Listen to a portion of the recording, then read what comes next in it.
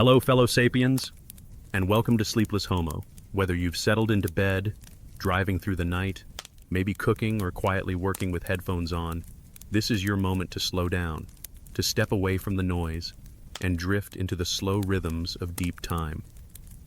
This is long-form storytelling for tired minds, calm, curious, and just the right amount of nerdy. If this kind of content helps you, whether to fall asleep, to focus, or simply to fill your mind with something better than doom scrolling, consider giving this a like and subscribing. It's the simplest way to help more curious humans discover this space, a quiet little corner of the internet where knowledge still wins. And if you ever happen to drift off during one of the chapters, don't worry, I've placed timestamps in the description, so tomorrow you can pick the story back up exactly where you left it, because trust me, this story is worth hearing all the way to the end. And tell me, what do you use this for? Are you listening before bed, while driving, while showering, or sneaking a little prehistory into your workday?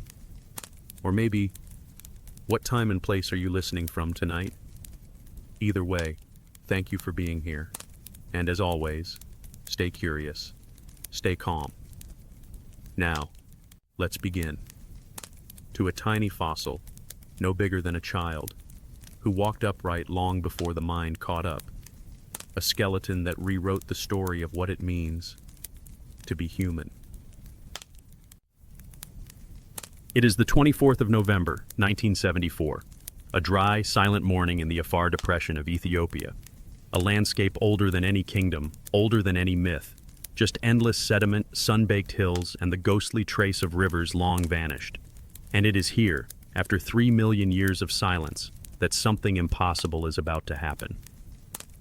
Donald Johanson is crouched in the rubble, a paleoanthropologist barely in his 30s, young enough to still believe that luck could be part of science. His eyes scan the dusty slope, not searching for anything specific. Because the truth is, in this line of work, no one really knows what they are looking for, only that they are looking for bone, for meaning, for some small rebellion against the oblivion that time usually guarantees. And then, in a moment so quiet it barely seems real, his gaze catches on something small, a curved piece of bone, pale against the rust-colored ground. He picks it up, turns it in his hand. An elbow. Not just any elbow, but unmistakably hominin. The hinge of an ancient arm that once swung not just from branch to branch, but perhaps down on the ground. They look up the slope, and there, unbelievably, is more. A jaw, ribs, vertebrae, pieces of a pelvis. And something extraordinary begins to take shape. Not a skull, not a lone tooth, but fragments of an entire body. By the end of that day, and in the weeks that follow, 47 pieces are collected. Together they make up about 40% of a single skeleton, the most complete hominin fossil ever found at the time, the oldest of its kind anyone had ever seen, roughly 3,200,000 years old. A miracle by any measure of paleontology. They named her Lucy, a name that floated out of the evening air, from a Beatles song playing back at camp, Lucy in the Sky with Diamonds, a name born more of celebration than ceremony. The scientific name would come later, Australopithecus afarensis, but it was Lucy the world would remember. And here is the strange part. This fossil, this tiny cluster of bones, did more than rewrite a few chapters in textbooks. It changed the very frame of the story.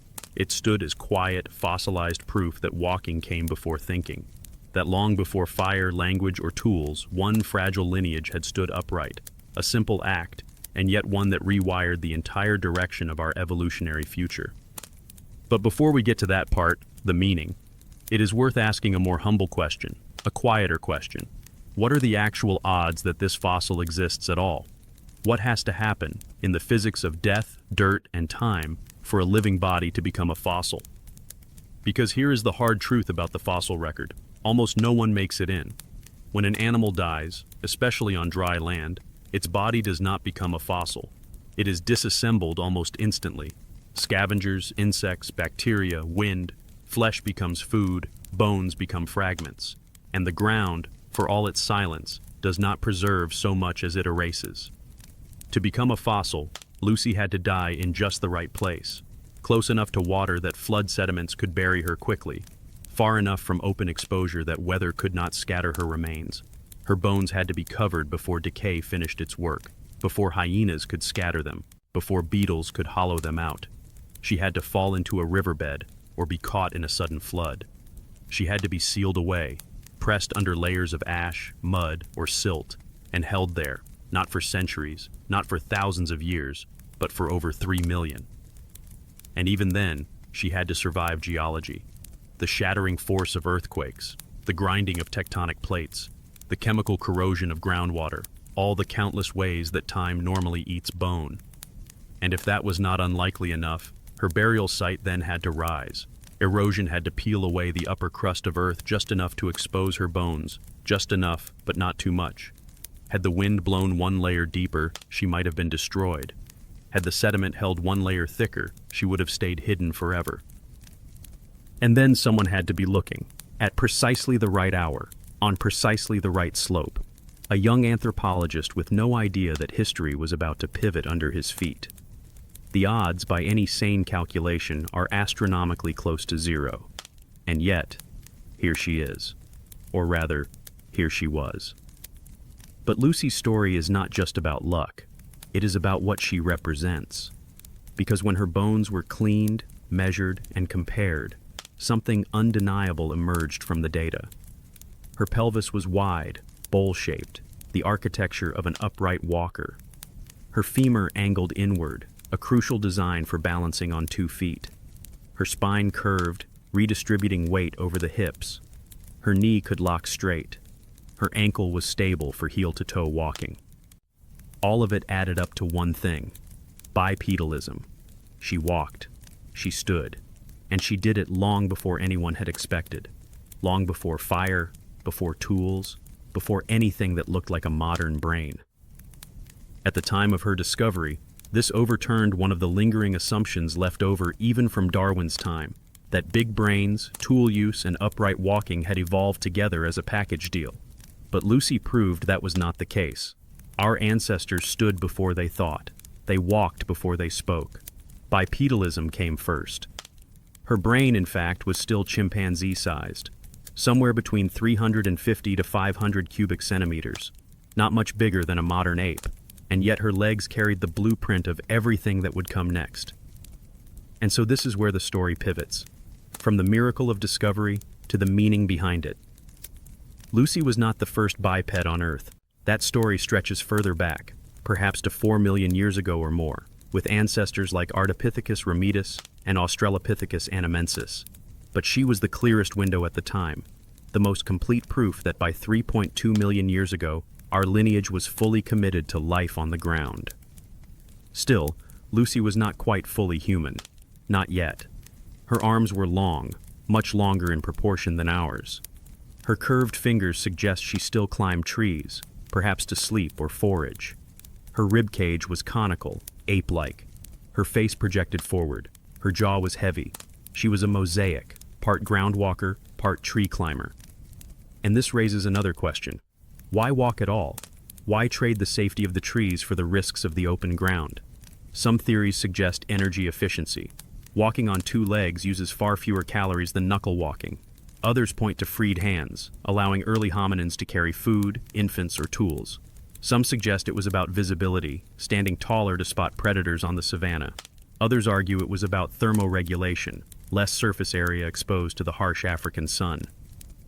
Perhaps it was all of these. Perhaps it was none. As honest scientists, we can only say what the evidence allows, for now. What we do know is this.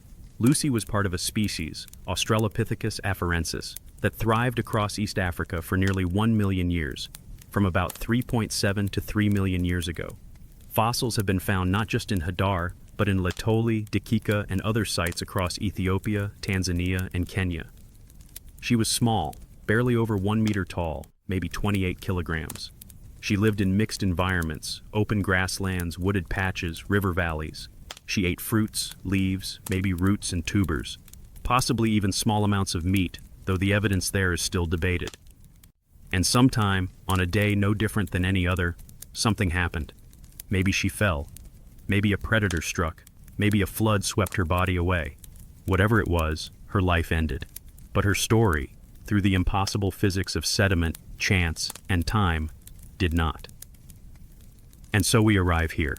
A single morning in 1974. A slope in Ethiopia. A man squinting against the sun. A fragment of elbow, pale against red dust. And the beginning of one of the most important scientific stories ever told. The story of a fossil that stands for all of us. And as we leave this chapter, one question quietly lingers. If Lucy walked before the mind caught up, before language, before fire, what exactly does that say about how humanity began? Was the first step truly the first spark? Or was it something else? In the next chapter, we follow the footprints, literally. A trail left in volcanic ash nearly 3.7 million years ago. Footprints that show us exactly how they walked and hint at the social lives of our earliest upright kin. We walk forward from here. Let's start with a simple truth. Nature is not a historian. The planet does not keep archives for the sake of posterity. 99.999% of everything that has ever breathed, crawled, swum, or stood beneath the sky has vanished without a trace. Not because they were insignificant, not because their lives were meaningless, but because the very act of becoming a fossil is an act of winning a lottery so impossibly rigged, it borders on the absurd. For every creature that has ever walked the earth, nearly all have returned to it in the same way. Skin to scavengers, flesh to insects, bone to the slow, quiet grind of wind, water, and time. The earth is a master of recycling, and so, when we find the bones of a single tiny upright walker named Lucy, sealed in the sediment for more than 3 million years, we are not merely looking at a skeleton. We are looking at a statistical miracle, a defiance of oblivion. But how does this happen? How does one life, out of billions, dodge the natural eraser of time? And what invisible dice had to roll in just the right way to preserve her story while the rest of her world vanished into dust? It begins, paradoxically, with death. And not just any death. A very particular kind of death in a very particular place at a very particular moment. Imagine the African landscape of the late Pliocene, somewhere between 3 million and 3,700,000 years ago. Not a lush jungle, but a patchwork of open grasslands, scattered woodlands, and slow winding rivers.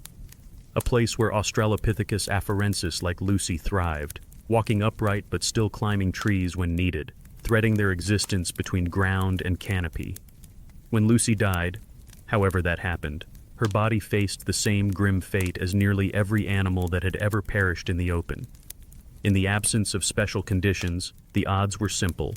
Her flesh would feed scavengers, her bones would crack beneath the weight of trampling feet, and within weeks to months, nothing recognizable would remain.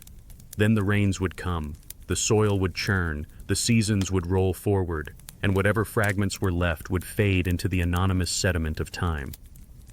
But this did not happen. Instead, her body fell somewhere near a stream or floodplain, somewhere that the water was not too violent to scatter her, but active enough to bury her.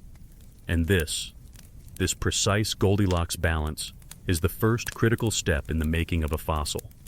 Sedimentation, a gentle yet urgent covering. Fine-grained silt, ash from distant volcanoes, or muddy runoff, flowing just thickly enough to cloak the fragile scaffolding of her skeleton before weather, wind, or teeth could claim it. No scavengers tore it apart. No flood carried it downstream. No drought exposed it to the bleaching sun. For reasons still partly speculative, her body remained intact just long enough to be sealed by the earth's soft, shifting skin. But burial is only the beginning. The next chapter in this improbable journey is the slow chemical negotiation between bone and earth, the process we call mineralization. Inside every bone is a lattice of organic collagen and a framework of mineral crystals, primarily hydroxyapatite. Once buried, groundwater, rich with dissolved minerals like silica, iron, or calcium carbonate, seeps through the sediments. Over thousands, tens of thousands, even hundreds of thousands of years, the organic components of the bone slowly decay. In their place, Minerals precipitate out of the water and crystallize inside the microscopic pores and voids. The bone becomes less bone and more stone. It preserves its shape, but not its substance. This, too, is an unforgiving process. Too much groundwater flow and the bone dissolves entirely. Too little, and it remains organic, doomed to eventual decay. The sediment chemistry must be just right. Neutral or slightly alkaline, not too acidic. Temperature matters. So does pressure. A delicate alchemy that most bones fail to survive. Even then, the story teeters on a knife's edge.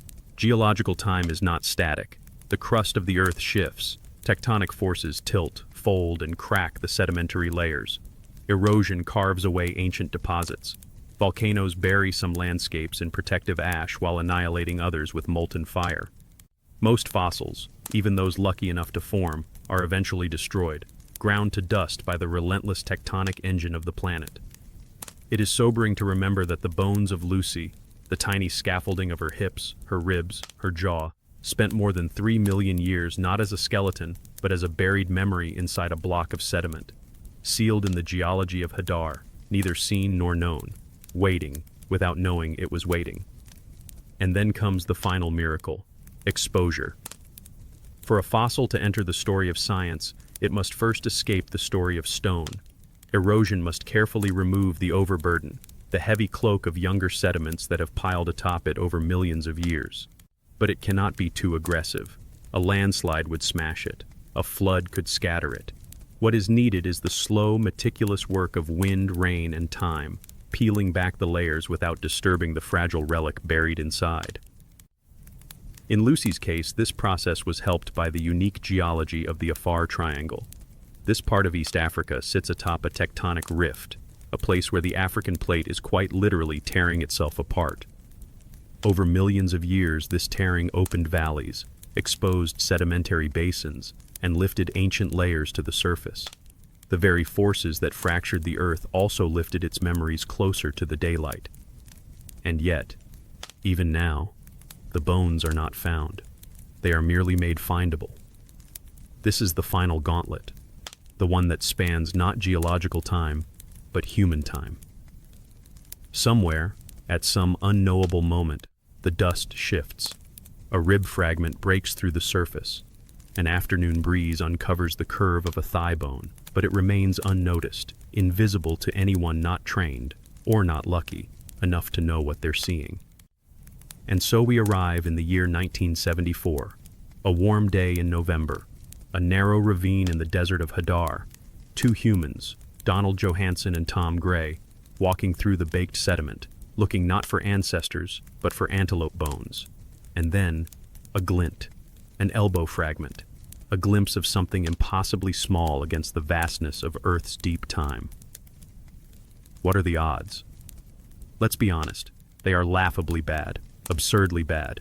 For every individual who ever lived, only a microscopic fraction has fossilized.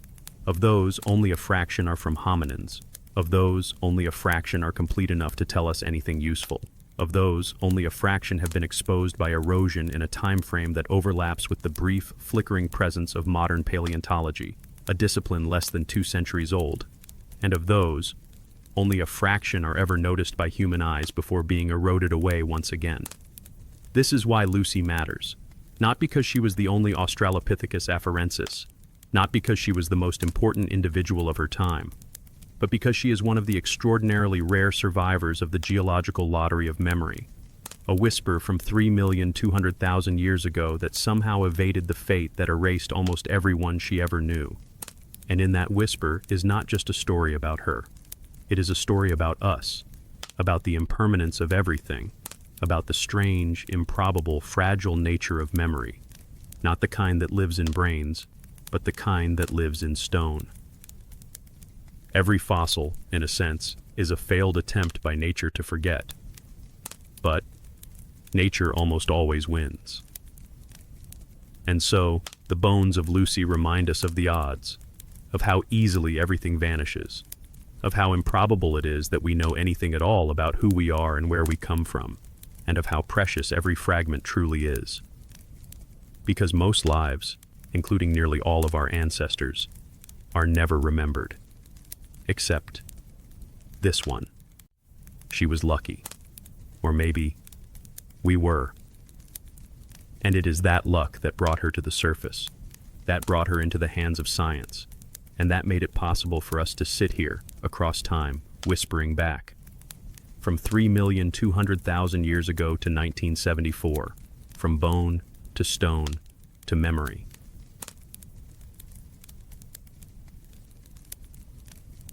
All right, get comfortable, because this one starts not in Africa, but in the cluttered, book-filled office of one man, a man whose quiet musings would ignite a global argument that is, in many ways, still happening today. His name, of course, was Charles Darwin, and in the year 1859, he published On the Origin of Species, a book that quietly whispered something terrifying to the Victorian world, that life was not fixed, that species were not immutable, and that, most unsettling of all, humans were not an exception. But Darwin was cautious. In that book, he barely mentioned humans. Just one sentence, buried deep in the text, like a fossil waiting to be noticed. It said, simply, "Light will be thrown on the origin of man and his history." Nothing more. He knew that to say it plainly, that humans had evolved, would be dynamite. And he was right. 12 years later, in 1871, Darwin finally cracked the door open fully with The Descent of Man.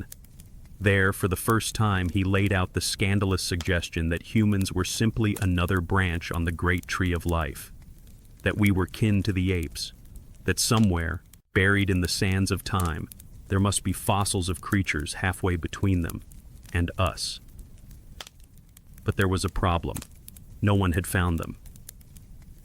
By the late 19th century, despite all the confidence in evolutionary theory, the fossil record of human ancestry was embarrassingly empty. Europe had a handful of curious skull fragments, like the Neanderthal skeleton found in Germany in 1856, but it was poorly understood and widely dismissed at the time. It was only decades later that Neanderthals were recognized as ancient humans. Then came the first real shakeup.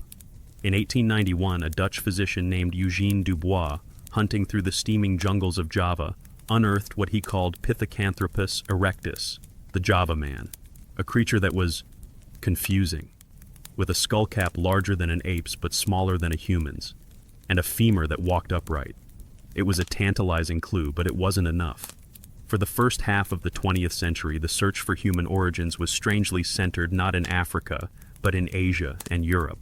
It seems obvious now, but back then, the assumption was that humans came from wherever the scientists were, and the scientists were in Europe. Even worse, the field became mired in fraud. In 1912, the infamous Piltdown Man was announced in England, a supposed missing link with a big brain and an ape-like jaw. The British scientific establishment loved it. It fit their biases perfectly: brains before bodies, civilization before savagery. But Piltdown was a hoax. A crude mashup of a human skull and an orangutan jaw, stained to look ancient. And yet, it fooled the scientific world for 40 years. Meanwhile, in the real fossil beds of Africa, the truth was quietly waiting. In 1924, a schoolboy in Tong, South Africa, stumbled upon a curious skull embedded in a block of rock. The fossil was sent to Raymond Dart, a young anatomist. What he saw shocked him: a small ape-like face, but with a human-like hole at the base of the skull, indicating upright walking.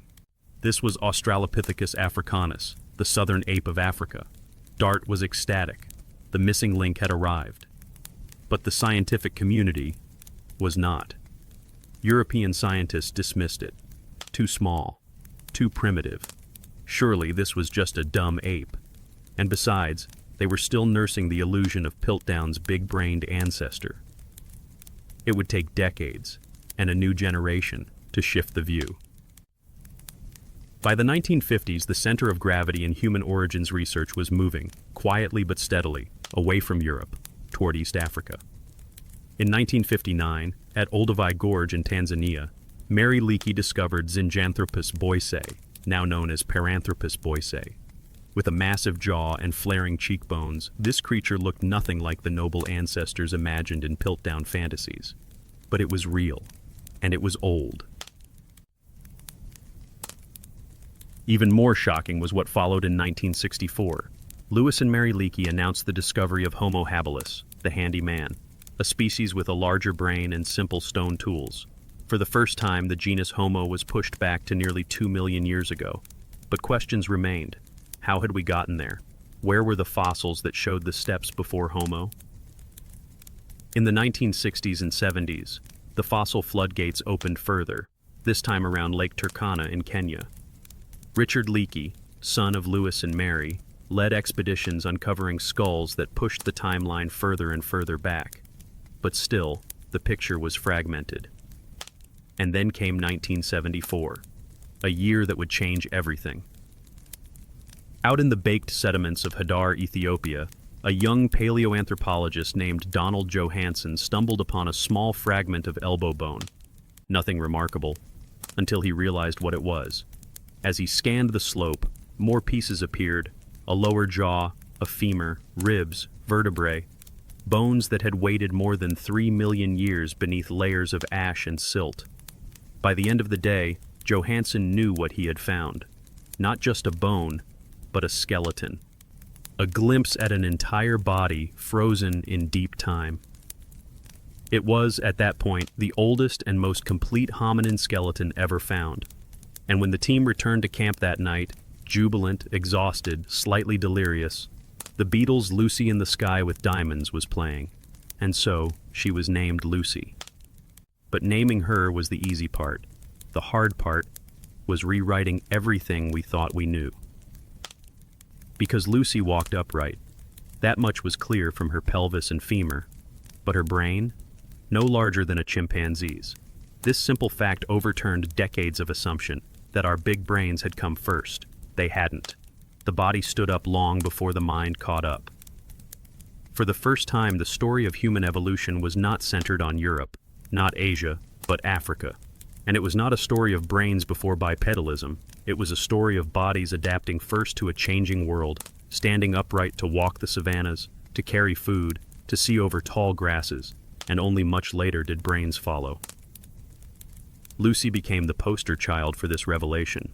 Her species, Australopithecus afarensis, walked upright more than 3 million years ago, and with her came the realization that the road to humanity was longer, messier, and stranger than anyone had imagined. But of course, there were still gaps, big ones. Lucy was no final answer. If anything, she was an invitation, a challenge to look further back, to ask, if Lucy walked, who walked before her? And that is where the story goes next. It is one of the quiet tragedies of science that sometimes the truth can be sitting right in front of us, and yet nobody looks, nobody asks, nobody expects it to be there. And for much of the early history of paleoanthropology, the science of human origins, the continent of Africa was exactly that, a vast, unexamined truth, a memory buried in plain sight. Today it is almost unthinkable. If you ask any schoolchild where humans come from, they will likely point to Africa, the mother continent, the cradle of humankind. But that certainty is a recent invention. For most of the 19th century and well into the 20th, the scientific consensus was rooted somewhere else entirely. Europe, Asia, anywhere but the place it actually belonged. How did we get it so wrong for so long? And why did it take until the mid-20th century, almost half a century after the publication of On the Origin of Species, for the gaze of science to finally shift back to Africa? This is a story about the blind spots of culture, about how even science, for all its methods and its rigor, can fall victim to the same assumptions, biases, and egos as any other human endeavor. It is the story of how a single fossil skull, chipped from the rocks of South Africa in the year 1924, started a chain reaction that would eventually lead, half a century later, to the discovery of Lucy. But it is also the story of how much resistance, skepticism, and doubt had to be overcome along the way. For most of the 19th century, the idea of human evolution was itself still radioactive. Even after Charles Darwin published On the Origin of Species in the year 1859, he avoided writing publicly about human origins for over a decade. In fact, when he finally did broach the subject, in his 1871 book, The Descent of Man, he did so almost reluctantly. The evidence was simply too thin. No fossils, no skeletons. Only the unsettling suspicion that the human lineage must be older, stranger, and more complicated than anyone was prepared to accept. By the late 19th century, what few fossils there were came not from Africa, but from Europe and Asia. Neanderthal skeletons had been unearthed in Germany. The so-called Java man, later recognized as Homo erectus, was discovered by Eugene Dubois in Indonesia in the 1890s. Piltdown Man, an infamous hoax that combined a human skull with an orangutan jaw, would not be exposed until the 1950s. But for decades, it anchored the mistaken belief that the earliest humans must have had large brains from the beginning, and crucially, that those humans were European. This is where the story begins to bend. Because in the year 1924, in the limestone caves of Tong, South Africa, a fossil came to light that refused to fit the script. It was a tiny skull, child-sized, with a small brain no bigger than a chimpanzee's, but with a very un-chimpanzee-like feature. The placement of the foramen magnum, the hole where the spinal cord enters the skull, was at the base, not the back. This creature, whatever it was, had held its head upright. It had walked on two legs. The man who recognized what this meant was an anatomist named Raymond Dart, and he knew instantly what he had found. A bipedal ape, an ancient cousin of humanity. He named it Australopithecus africanus, the southern ape of Africa. But Dart's announcement was met not with celebration, but with ridicule. The British scientific establishment, still enchanted by the false promise of Piltdown, dismissed the idea that the cradle of humankind could be anywhere outside of Europe. In their eyes, Africa was a biological backwater, a place of wildlife, not prehistory. For the next 30 years, Dart's fossil would sit in scientific purgatory, too strange to be fully accepted, too compelling to be entirely ignored. A handful of researchers, most notably the Scottish-born paleontologist Robert Broom, continued to hunt for more evidence in the caves of South Africa. And slowly, the evidence began to mount. More Australopithecus, more hints of an upright walker with a small brain. But it was not enough to change the story. Not yet. What did finally tip the scales was not a single fossil, but a shift in where scientists were looking. In the 1930s and 40s, a young couple named Louis and Mary Leakey began excavating the deposits of Olduvai Gorge in what is now Tanzania. It was a desolate place, barren, dry, and yet, layer upon layer of sediment revealed a deep and ancient history, fossil bones, stone tools, and by the early 1960s, the Leakeys would announce the discovery of a new species, Homo habilis, a small-brained human ancestor capable of making tools. This was the turning point, not because Homo habilis was definitively the first human, but because it was proof that Africa held secrets far older than anyone had dared imagine. Suddenly, the Rift Valley was no longer just a geological feature. It was a timeline, a memory trap, a place where the bones of the past were caught in the sedimentary folds of tectonic history. But even then, the shift was not immediate. Throughout the 1960s, debates still raged over whether Asia might yet hold the answers. Fossils from China and Indonesia continued to complicate the story.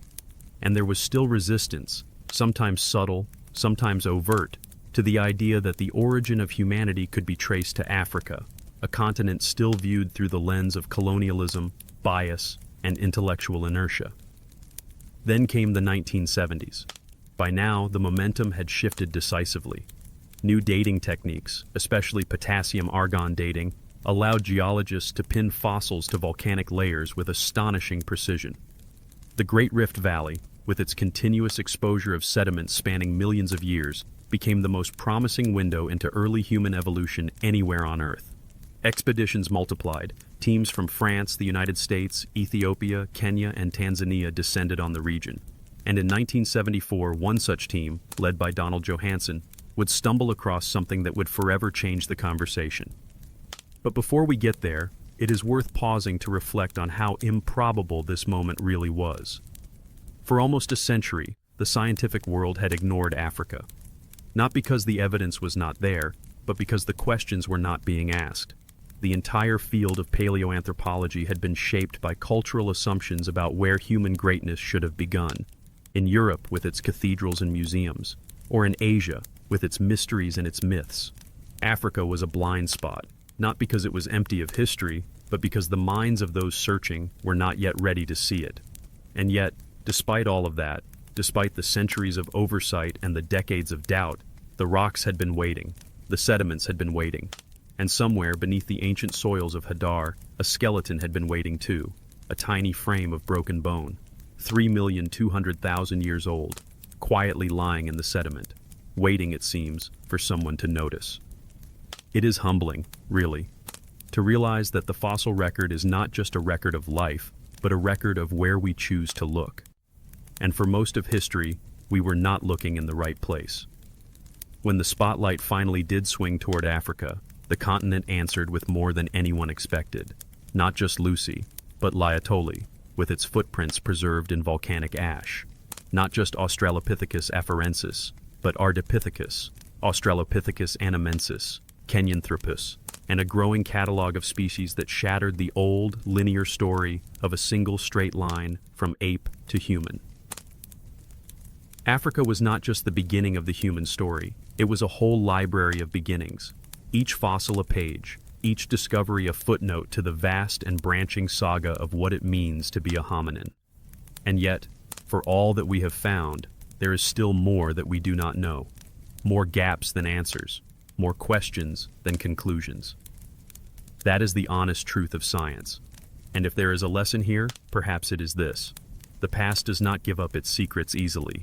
It waits, patiently, quietly, for those willing to ask the right questions and to look in the right places. And so the spotlight shifts, from the caves of South Africa to the open sediments of Ethiopia, from the skull of the Tong child to the bones lying beneath the sands of Hadar. And somewhere in that landscape, a small piece of elbow bone is waiting to be seen. It is almost time for Lucy, but not quite yet. First, we must ask, what exactly was the world she lived in?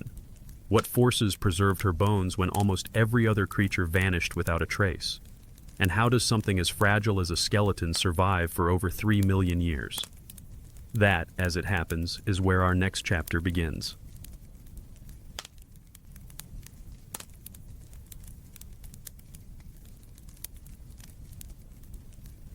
If you could stand where Lucy once stood, somewhere deep in the heart of what is now Ethiopia, you would not recognize the world.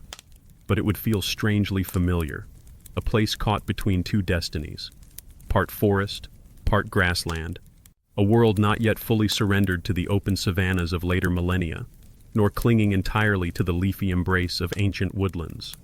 The air here carried the scent of damp earth, acacia blossoms, and the subtle musk of 100 hidden creatures. Beneath your feet, the ground was soft in some places, cracked and sun-baked in others, always shifting, always temporary. This was a landscape shaped by fire, water, wind, and the slow violence of plate tectonics, the restless fracture zone of the Great Rift Valley. The Afar Triangle, 3 million years ago, was no quiet refuge. It was a geological war zone. This is one of the rare places on Earth where the planet is physically pulling itself apart. The African plate and the Arabian plate were, and still are, slowly rifting away from each other, tearing open the crust and forming the long scar we now call the East African Rift. This ancient tectonic wound had consequences. Volcanic eruptions painted the skies red with ash, sometimes for years. Earthquakes rolled through the hills without warning. Lakes expanded and vanished with the rhythms of a shifting climate. And it was within this unstable but fertile chaos that the earliest chapters of our own story were quietly unfolding. Lucy's species, Australopithecus afarensis, did not live alone. Her world was dense with life. Herds of ancient antelope grazed the grassy patches, their shapes both familiar and alien to a modern eye. There were elephant relatives, not quite the elephants we know, but gomphotheres, with straight tusks that jutted forward like a pair of ivory swords. Hippopotamus ancestors wallowed in the rivers, though the rivers themselves often came and went with the seasons. Crocodiles, many more species than today, patrolled the muddy shallows, as patient then as they are now. Predators haunted the edges.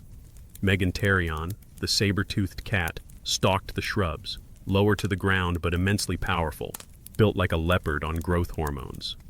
There were hyenas, but not like the bone-crunching scavengers of modern savannas. These were more wolf-like, sometimes more hunter than scavenger. And lurking in the tall grasses or behind the acacia thorns were big cats whose bones are too rare to fully reconstruct, but whose teeth left deep marks on the fossil record of Lucy's kind. And yet, this was not a simple world of predator and prey. The ecology was more nuanced, more layered. It was a mosaic. Tall woodlands blended into grassy floodplains. Riverine forests hugged the streams. Open savannas unfolded into dry scrublands. This patchwork allowed multiple species of hominins, primates, and mammals to coexist, each finding its own ecological niche. Australopithecus afarensis was one of them, and a particularly versatile one. We know from dental microwear, the tiny scratches and pits left on teeth by chewing, that Lucy and her kin were generalists. Their diet was a survival strategy in itself: hard seeds, tough tubers, soft fruits when they could find them, grasses when necessary, perhaps even the occasional scavenged sliver of meat. Carbon isotope analysis of their tooth enamel, essentially a chemical fingerprint of the foods they ate, shows an increasing reliance on foods from open environments like grasses and sedges. But the anatomy of their hands, shoulders, and curved fingers suggests that the trees were never fully abandoned. They walked, but they also climbed.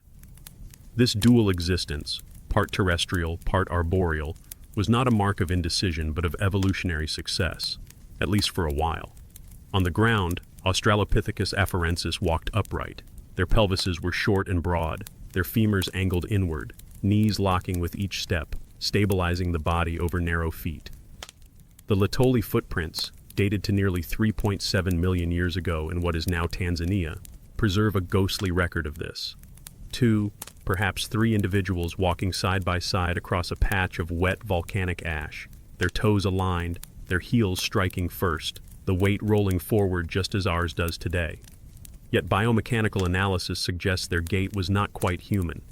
Their knees may have bent slightly more. Their stride was shorter. The motion slightly more waddling, more energy-intensive than ours, but still a marvel of evolutionary engineering. But when danger came, and it often did, the trees were safety.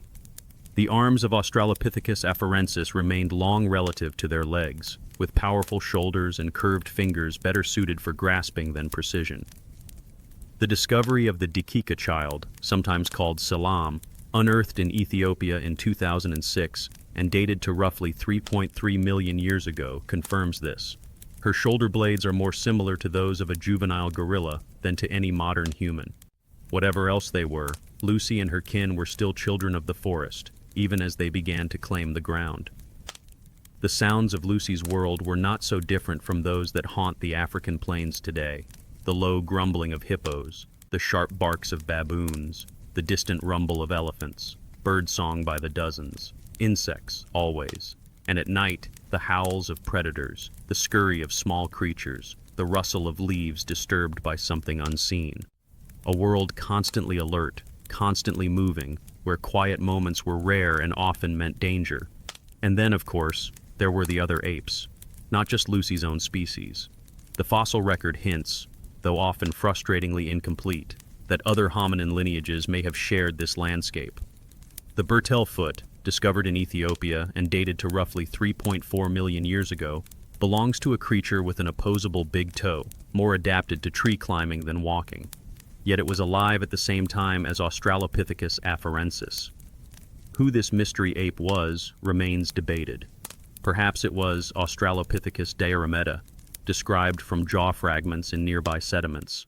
Or perhaps it was another, as yet unknown cousin on our tangled family tree. This pattern of multiple hominin species coexisting would repeat throughout human evolution. There was never a single line, no smooth ladder to modern humanity. Instead, the past was a braided stream of experiments. Some led toward us, most did not. The Afar ecosystem itself was part of that experiment. Its instability was its genius. As lakes dried and forests gave way to grasslands, species were forced to adapt or disappear. Lucy's kind did both, adapted for a time, then disappeared. By around 3 million years ago, Australopithecus afarensis began to vanish from the fossil record, but they left echoes.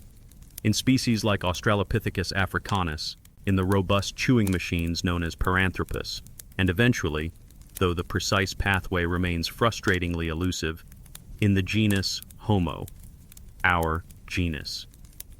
But if Lucy's world teaches us anything, it is that survival is rarely about dominance. It is about flexibility. It is about finding a way to thrive between the cracks, between forest and grassland, between ground and tree, between the past and the future. The Afar Triangle today is a dry, harsh desert. But when you stand there, it is impossible not to imagine the ghosts of that older world, the hum of insects, the call of distant primates, the crunch of footsteps in wet volcanic ash. And somewhere, among the grasses and the trees, a small, upright ape is walking, not knowing that millions of years later, her bones would rise from this earth to tell the story of us. That world is gone, but it is not forgotten, not as long as we keep asking the question, who were they, and how did they become us? All right, let's step back in time, to a world where survival was never promised, where every sunrise meant another day hunted, and every shadow could be your last. This is East Africa, roughly 3,200,000 years ago, a time when the land smelled of damp earth, crushed grass, and the sour musk of animals, where the air rang with a constant background hum of insects, punctuated by the coughing roars of big cats, the alarm calls of monkeys, and the distant rhythmic grunt of grazing herds. This was the world Lucy inherited, and it was not a gentle one. To imagine the late Pliocene is to erase everything we know about modern Africa. Strip away the highways, the villages, even the landscapes as we know them. The Rift Valley was younger then, still tearing itself open, a scar slowly widening across the skin of the continent. Volcanoes lined the horizon. Ash often blanketed the land. Rivers braided and meandered unpredictably, drying out one year and flooding the next. Lakes would appear, vanish, then reappear somewhere else, chasing tectonic forces none of their inhabitants understood. This was a landscape in flux, but in its chaos, it nurtured life in overwhelming abundance. Grazing animals dominated the open plains. Three-toed horses, ancient relatives of zebras, antelope, and wildebeest. Giant pigs the size of buffalo trotted through the brush. There were elephant relatives, but not the ones we know today. Some were hulking, straight-tusked giants with shovel-like lower jaws. Others were smaller, adapted to forest fringes. The skies above were not safe either. Crowned eagles, larger than any living eagle today, circled on thermals, their keen eyes scanning for movement, for anything small enough to be plucked from the grass and carried screaming into the sky. Paleontologists have evidence that even young Australopithecus, like the famous Tong child, fell victim to birds of prey, their tiny eye sockets bearing the distinctive puncture wounds left by talons. But it was the predators on the ground that posed the greatest risk. The saber-toothed cats of the Pliocene were not myths or exaggerations. Meganterion, a leopard-sized saber-tooth, prowled these lands, its upper canines curved and serrated for ripping open windpipes and slicing through arteries. Unlike modern leopards, it was built stockier, with powerful forelimbs designed not for chasing, but for ambushing, for wrestling prey to the ground in sudden, brutal violence. And then there were the crocodiles. Not just any crocodiles, but several species, some larger than anything alive today. Fossil evidence from East Africa shows crocodilians capable of lunging several meters out of the water, seizing anything, antelope, monkey, Australopithecus, that strayed too close to a riverbank. One moment, a drink. The next, silence, ripples, and the dragging spiral into muddy water. Evidence from fossil sites tells a grim tale. Bones of hominins punctured with crocodile teeth, skulls of early human relatives pierced by the bite of saber-tooths, even tiny skeletons of infants found with fractures and talon marks consistent with eagle predation. Life was precarious, and death was constant. But to survive in a landscape like this, you did not need to be the strongest predator. You simply needed to not be the slowest prey. And this is where the anatomy of Lucy and her species, Australopithecus afarensis, becomes crucial to understand. Australopithecus afarensis was a strange compromise. On one hand, her hips, knees, and feet were clearly adapted for walking upright, This was a creature designed, or rather sculpted by millions of years of evolution, to spend a lot of time on the ground. Walking freed the hands. It allowed her ancestors to carry food, to see over tall grass, to move with greater efficiency than knuckle-walking chimpanzees. But she had not fully abandoned the trees. Her long, curved fingers, her powerful shoulders, more like those of a climbing ape than a ground-dwelling human. Her upper body told a different story, one of an animal still deeply tied to an arboreal past. The trees were not just a memory, they were a refuge. Most likely, Australopithecus lived in a pattern of cautious flexibility. On the ground during the day, foraging for tubers, fruits, and perhaps scavenging the occasional meat, but always keeping an eye on the nearest tree. Because when the grass parted and a shadow lunged, there was no time to hesitate. You either climbed or you died. The open savannas of the Pliocene were hunting grounds sculpted for ambush predators. Unlike the sweeping grasslands of modern-day Serengeti, where cheetahs sprint after gazelle, the late Pliocene was a mosaic. Patches of dense brush, scattered woodlands, and open clearings. Perfect for predators who did not chase, but waited. And yet, it was not just predators that made life difficult. The climate itself was unpredictable. Droughts were common. Lakes shrank and expanded without warning. Food could vanish for weeks at a time. For a small-bodied hominin, standing just over 1 meter tall, weighing around 28 kilograms, the margin for error was vanishingly thin. Paleoecological studies of sediment cores taken from ancient lake beds in the Afar region show cycles of rapid climate shifts. Wet phases followed by sudden dry spells. Every shift forced animals to migrate, to adapt, or to die. In some years, the plains would teem with life. In others, they would become bone-dried deserts, littered with carcasses. And yet, Australopithecus afarensis survived. Not just survived, but thrived. For nearly 1 million years, this species persisted. From around 3.7 million to 3 million years ago, they spread across what is now Ethiopia, Kenya, and Tanzania. They were among the most successful hominins ever to walk the earth, outlasting most species that have ever lived, including our own Homo sapiens, which has yet to pass even 500,000 years. So how did they do it? The answer, it seems, lies in flexibility, a willingness to be neither fully ground-dweller nor fully arboreal, to eat whatever the landscape offered. Fossil analysis of tooth enamel shows a surprising dietary range. They ate not just fruits, but grasses, seeds, roots, even tough, fibrous plants that modern apes generally avoid, possibly even the occasional bit of scavenged meat. This adaptability extended to how they navigated risk. Unlike chimpanzees, who often sleep in nests high in the canopy, Lucy's kind may have split their time between ground shelters and trees depending on the threat. A dense thicket offered protection from aerial predators.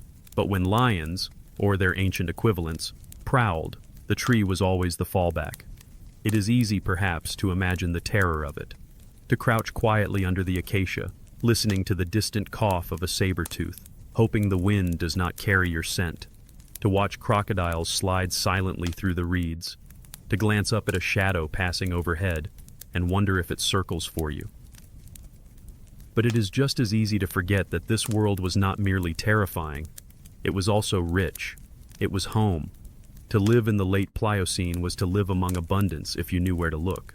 To drink from rivers teeming with hippos. To forage beneath fig trees heavy with fruit. To walk among elephants, giraffes, and antelope.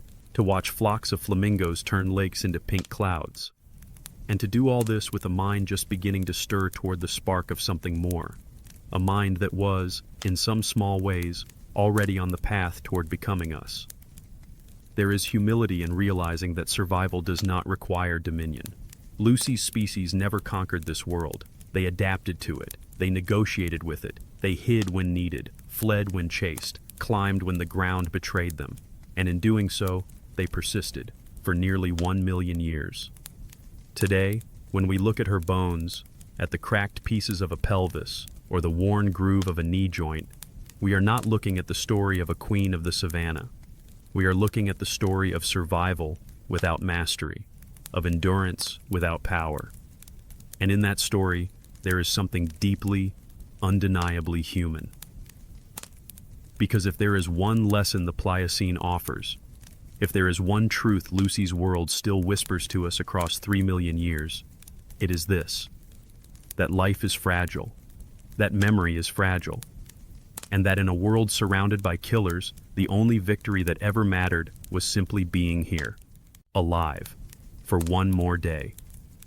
And somehow, against the odds, a single skeleton managed to survive not just the predators, the floods, the fires, and the scavengers, but also the crushing weight of geological time.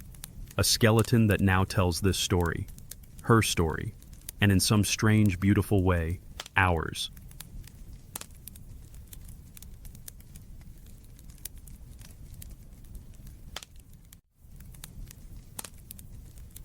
In the end, it always comes back to bones, the stubborn survivors of time.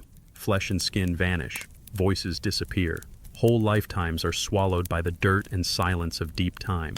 But bones, when the universe is feeling generous, linger. They outlast the flesh that grew them. They hold shapes the earth might remember. And once in a geological while, those bones whisper back to the future. Lucy's did. There are only 47 of them, less than half the full count of bones that once held her together. 47 fragments of an upright ape who lived and died over 3 million years ago in what is now the Afar Triangle of Ethiopia. 47 pieces that should, by every mathematical law of probability, have long ago become dust. And yet they remain. Enough to reconstruct a story of what she was, how she moved, and how she reshaped everything we thought we knew about becoming human. Her bones are not just bones. They are blueprints, arguments, statements written in calcium. And the message was loud, clear, and deeply inconvenient to the scientific establishment of the 20th century. Lucy walked. She walked upright, fully, habitually, without compromise, without the half measures of knuckle-walking ancestors, without the awkward in-betweens that many scientists had still expected to find in a creature this ancient. Her bones broke a paradigm. And it starts here, with the pelvis. If there is any single body part that betrays whether an animal walks on 2 legs or 4, it is the pelvis. And Lucy's is definitive. Wide, short, and bowl-shaped. Nothing like the long, narrow pelvis of a chimpanzee designed to accommodate horizontal walking and tree swinging. This was an upright pelvis, engineered to stabilize the trunk while one leg leaves the ground mid-step. Engineered to shift weight cleanly from side to side with each stride in the same pendulum-like motion that modern humans use today. The femur, the upper leg bone, tells the same story. In apes who walk on 4 limbs, the femur points straight down from the hip, but in bipeds, it angles inward, toward the knee. This valgus angle is critical. It brings the feet under the center of gravity, allowing balance on a single foot during each stride. Lucy's femur angles inward, her knees lock. Her stride was not tentative, it was the real thing. Then there is the knee joint itself, a marvel of engineering, flexible enough to permit walking, stable enough to avoid collapse. The lower end of her femur and the upper end of her tibia, the shin bone, fit together in a locking mechanism that enables weight bearing on a single limb at a time. The same locking pattern found in every human knee today. You cannot fake this in evolution. You do not accidentally drift into this design unless your species is walking upright as its primary mode of locomotion. And then the feet. Sadly, Lucy's foot bones are incomplete, but others from her species, Australopithecus afarensis, fill in the gaps. The best example comes not from Ethiopia, but from a trail of footprints pressed into wet volcanic ash in Latoli, Tanzania, around 3,600,000 years ago. The prints are unmistakably bipedal. There is an arch, a forward-pointing big toe in line with the others, a heel strike and toe-off pattern almost indistinguishable from modern humans. Whoever left those prints walked as we do, and it was Lucy's species. All of this matters for one simple reason.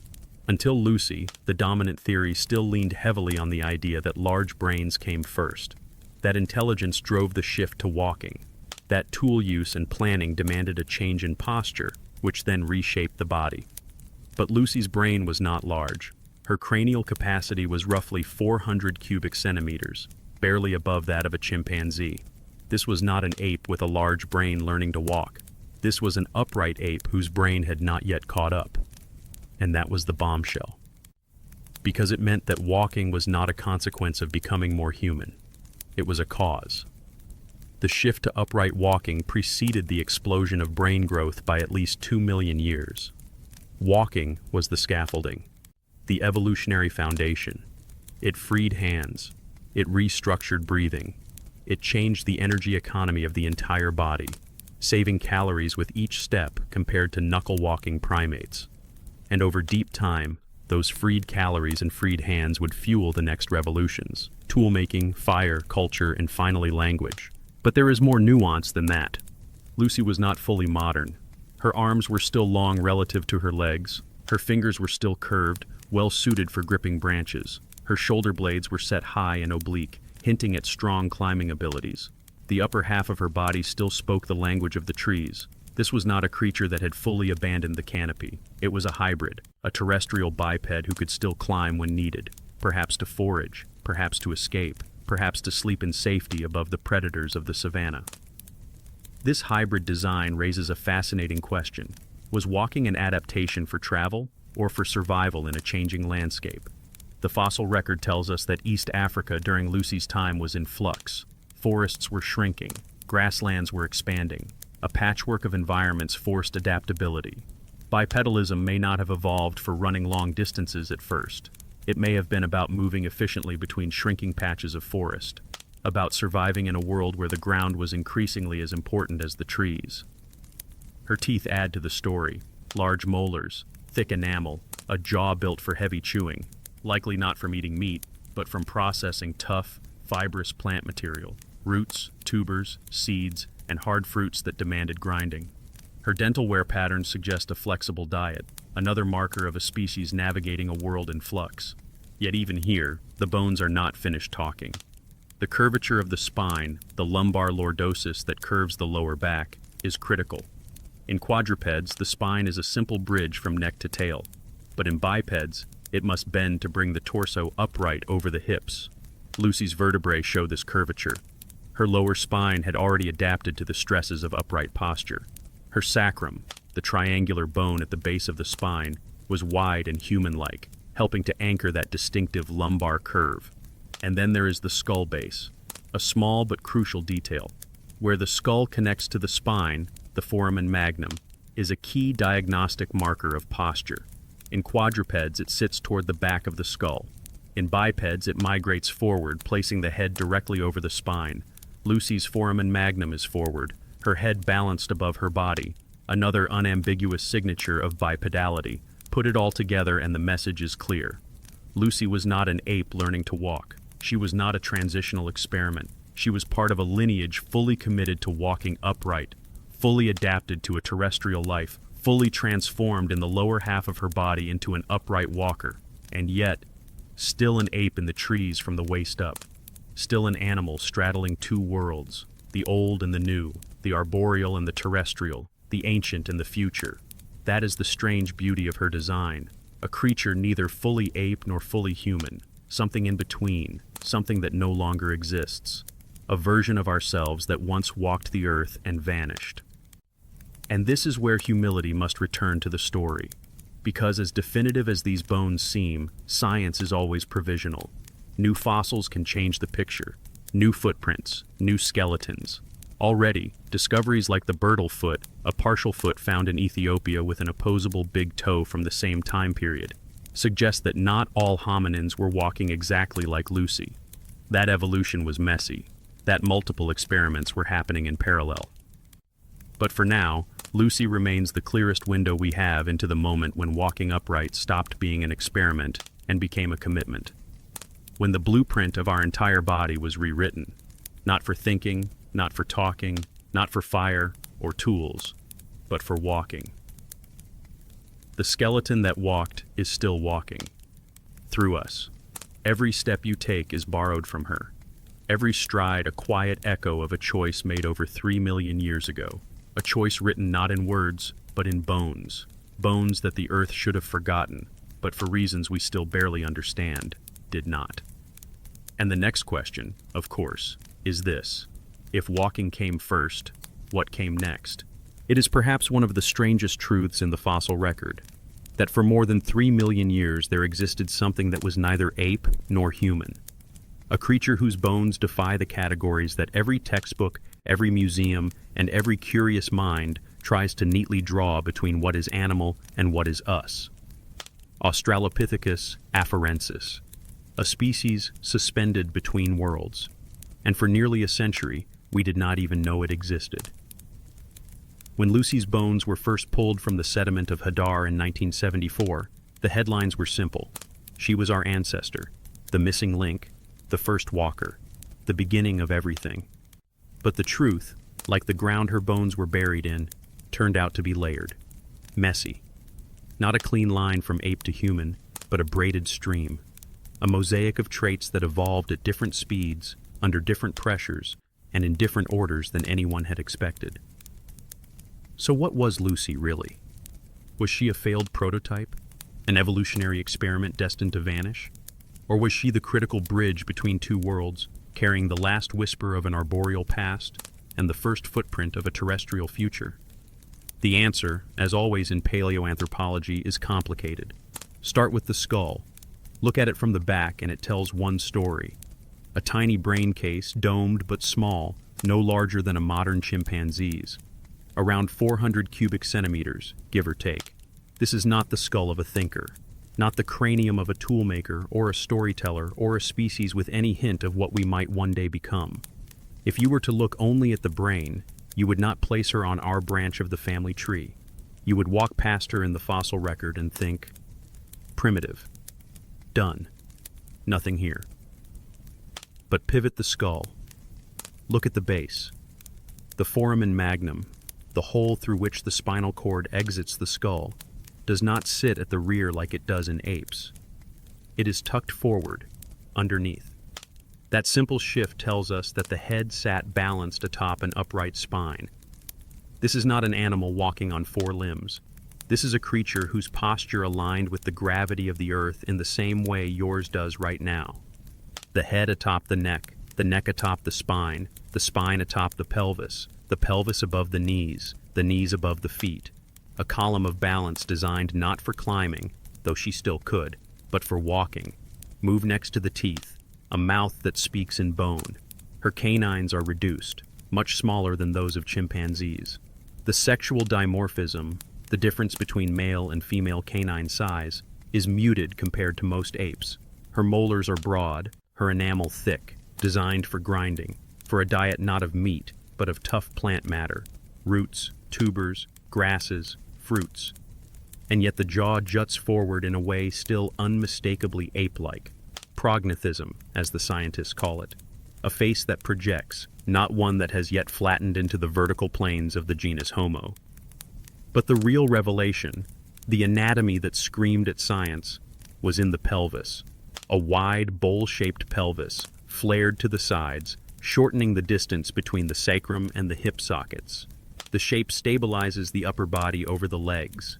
The ilium curves around in a way that anchors muscles for bipedal walking. This was no climbing pelvis. This was a walking pelvis. A pelvis that demanded the sacrifice of speed, of sprinting quadruped motion, in favor of efficiency on two legs. And yet, directly below it, the femur angles inward, a valgus knee. This places the feet closer to the midline of the body, keeping the center of gravity balanced while walking. Look further down, and the tibia, the shin bone, tells the same story. The ankle joint locks in a way adapted for weight bearing on flat ground. The feet, though sadly not preserved in Lucy herself, are known from other Australopithecus fossils. They bear an arch, a shock absorber for walking, and a non-divergent big toe, fully in line with the others, no longer grasping for branches. But then the contradiction returns. Look at the arms, long, in fact proportionally much longer than ours. The humerus and radius suggest that the upper limbs retain the strength and flexibility of life in the trees. Her shoulder blade, at least when studied from the specimen known as Selam, the Dakika child, retains the upward-facing glenoid fossa typical of animals who climb. Her fingers are long and curved, designed not just for manipulation, but for gripping branches. Her ribcage flares outward, forming a conical shape more similar to apes, allowing for a larger gut to process fibrous plant matter. It is, in a word, a mosaic. A body that does not belong cleanly to one world or the other. An upright walker, yes. A biped by necessity, by design, by survival. But also a climber. an animal that still sought refuge in the trees at night, away from the crocodiles, the saber-toothed cats, and the leopards that ruled the ground. The real revolution in understanding Australopithecus is not that they were the first bipeds. The evidence now shows that bipedalism itself likely emerged earlier. Fossils like Ardipithecus ramidus, dating to around 4.5 million years ago, show partial adaptations to upright walking, even while retaining more arboreal traits. Even earlier candidates like Sahelanthropus from Chad, dated to around 7 million years ago, have been argued, though controversially, to show upright posture based on the position of the foramen magnum. What makes Australopithecus afarensis different, what made Lucy different, is that for the first time, bipedalism was not partial, not occasional, not an awkward compromise between ground and tree. It was habitual, obligatory, the default setting. Lucy's species committed to walking as the primary mode of movement, and in doing so, it set the stage for everything that followed. And yet, it raises an uncomfortable question. If Lucy was so well adapted to her world, if she could walk, climb, forage, and thrive, then why did she vanish? Why did Australopithecus afarensis, a species that survived for nearly 1 million years, eventually disappear without a trace? The answer may lie in the very thing that made her so successful. Adaptation to a specific environment is a double-edged sword. East Africa during the late Pliocene was dynamic. Climate swings were frequent. Wet periods alternated with dry. Forests gave way to grasslands, then forests returned, then grasslands again.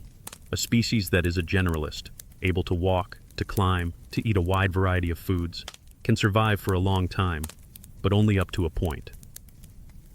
By around 2.9 million years ago, the environment was shifting yet again, and with it came the rise of new hominin species.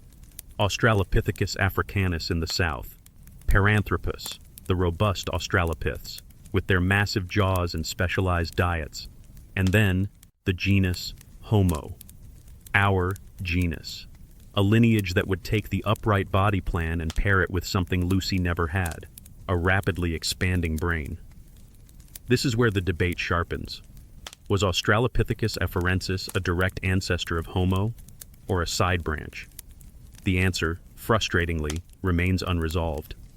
Many paleoanthropologists argue that the timing, geography, and anatomy make her the most likely candidate. Others point to fossils like Kenyanthropus platyops or Australopithecus diarrhemeta as possible alternatives, hints that East Africa may have hosted multiple hominin lineages at once, any one of which could have given rise to us. And then there is the reality of the fossil record itself. It is not a book with every page intact. It is a scattering of torn sentences, eroded paragraphs, and missing chapters. There are no birth certificates in deep time, no family trees with names neatly written in ink, only bones, broken, scattered, and battered by millions of years of geology, erosion, and chance. What we do know, what Lucy's bones scream across 3 million years, is that the divide between ape and human was never a clean break. Evolution did not draw a line. It built a bridge, a wobbly, improvised bridge, constructed piece by piece over hundreds of thousands of years. Lucy stood on that bridge, not yet us, no longer them, something in between. If you were to look into her eyes, you would see neither a chimpanzee nor a human reflected back. You would see a world in transition, a body learning to walk before it could think, a species learning to stand before it could speak.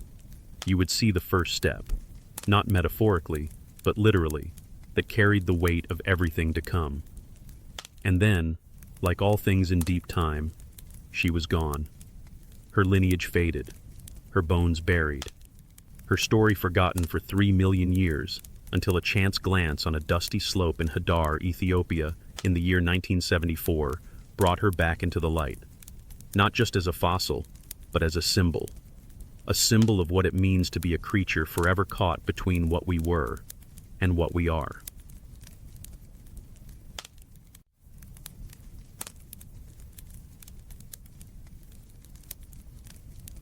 There is something profoundly strange about the fact that you are sitting or lying or walking or driving, listening to this because of a single irreversible decision made by a few ancient apes more than 3 million years ago. The choice to stand. Not figuratively, literally. A species that was perfectly capable of climbing, crouching, and swinging through trees began doing something that, from the outside, looks like a terrible idea. They stood up. They left the safety of branches. They walked.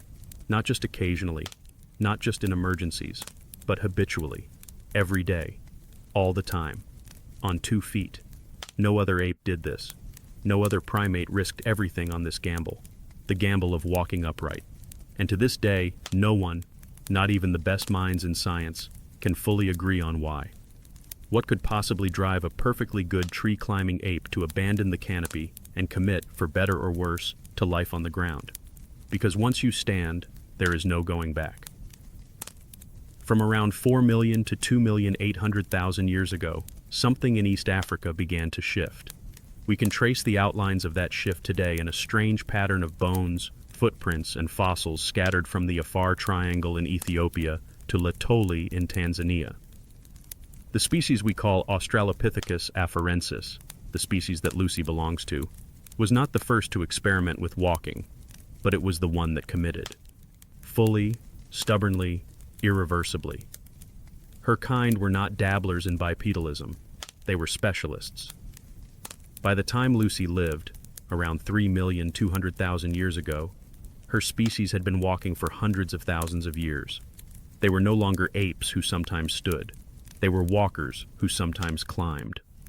But here is the strange part. They did this with brains no bigger than a modern chimpanzee's.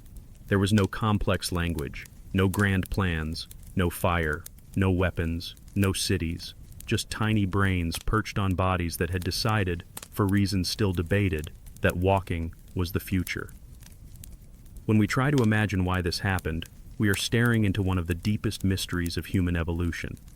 The fossil record hints at possible answers, but there is no consensus. Some scientists argue that a changing climate drove it. Around 3 million to 4 million years ago, the lush forests of East Africa began to fragment. Dense canopies shrank. Open woodlands and grassy savannas expanded. In this changing world, creatures who could move efficiently across long stretches of open land had an edge. On 2 legs, Australopithecus could see farther over tall grasses. They could scan for predators, and maybe even for food. Others argue it was about energy. Walking upright, strange as it seems, uses less energy than walking on 4 legs, at least over long distances. In an environment where food was patchy and survival required constant movement, energy efficiency was survival. A few anatomical shifts, the tilting of the pelvis, the angling of the femur, the reshaping of the foot, could have unlocked a huge evolutionary payoff. Less energy spent, more calories saved. But none of this fully explains the risk.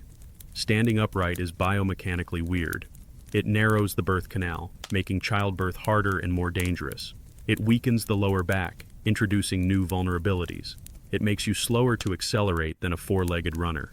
And it commits you to a world where the nearest tree might be too far away when something with claws or fangs decides you look like lunch. Evolution rarely favors losers. And yet, by most intuitive measures, walking upright looks, at first glance, like a losing bet. And still, it stuck.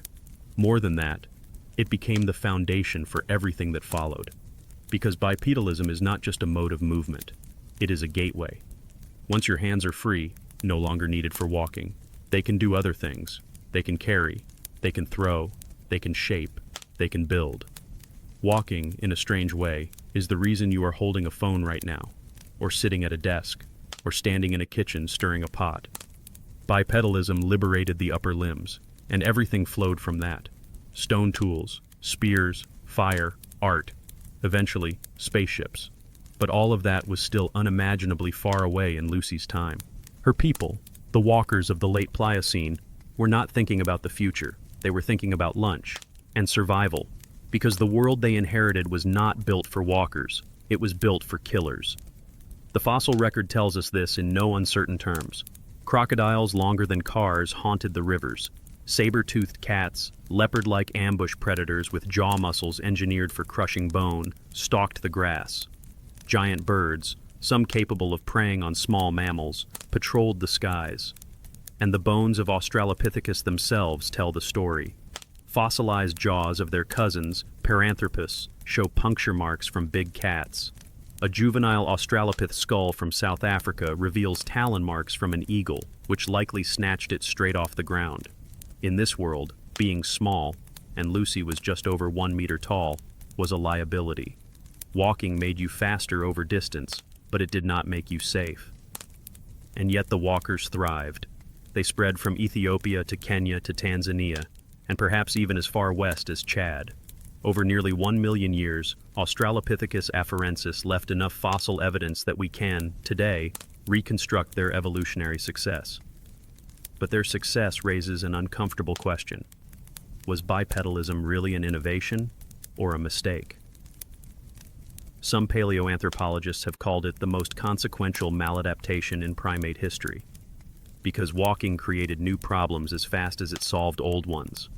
The human spine, twisted into an S-curve to balance the weight of the head and torso, is prone to collapse.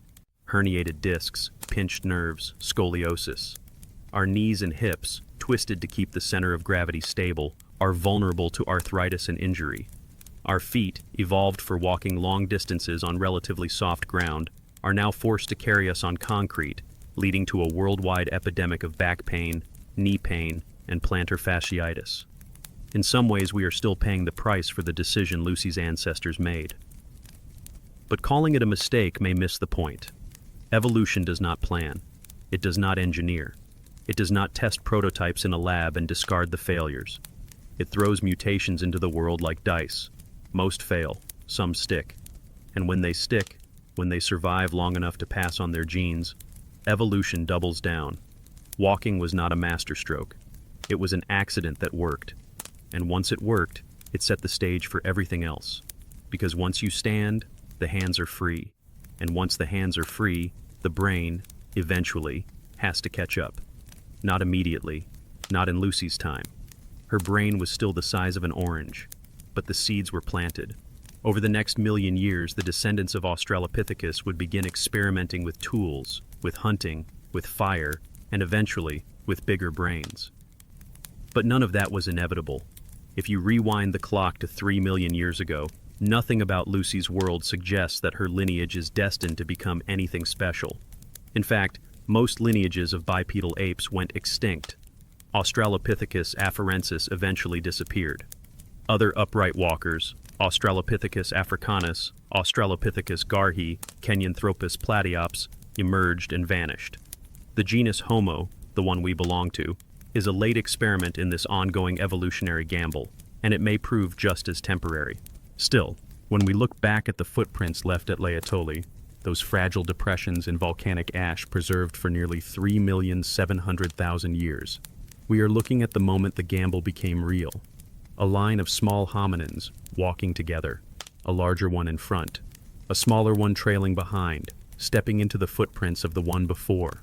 A family, a pair of mates, a mother and child, we will never know.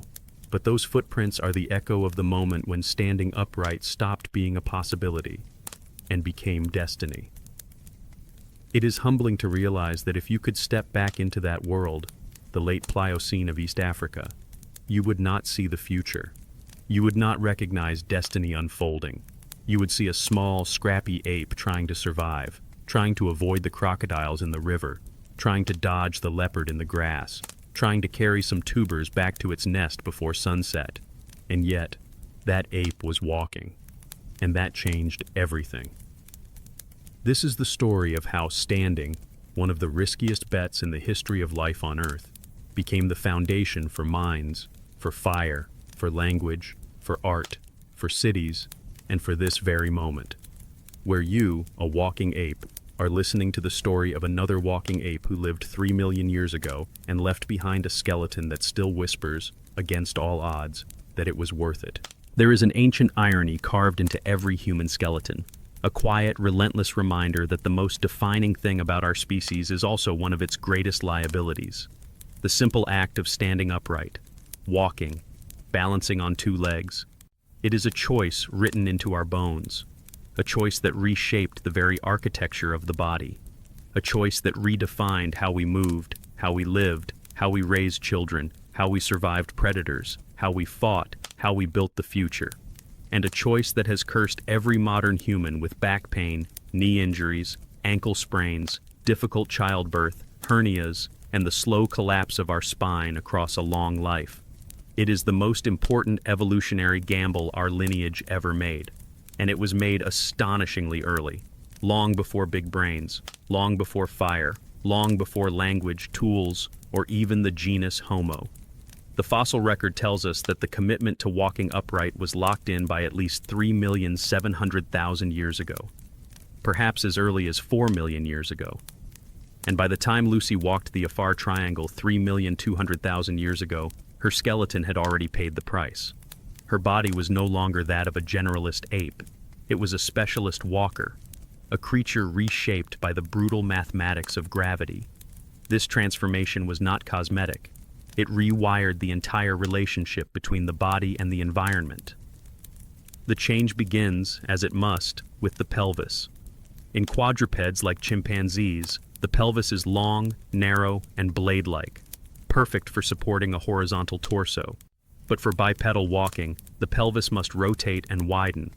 Lucy's pelvis is short and broad, wrapping around the torso like a bowl to hold the internal organs upright against gravity. Her sacrum is expanded and curved. Her ilium flares out to the sides. This widening provides the crucial anchor points for the gluteal muscles, those unsung heroes of walking. In apes, these muscles are minor stabilizers. In bipeds, they become the main system for balance, preventing the body from tipping sideways with every step. Without them, walking would collapse into an endless fall. Then there is the femur. The thigh bone tells its own story. In bipeds, the femur is angled inward toward the midline of the body. This valgus angle brings the knees under the center of gravity, allowing the foot to land directly beneath the torso. Lucy's femur carries this angle clearly. Her knees are knock-kneed by ape standards, but perfectly tuned for walking. Her tibia, the shin bone, locks securely against the femur in an extended position.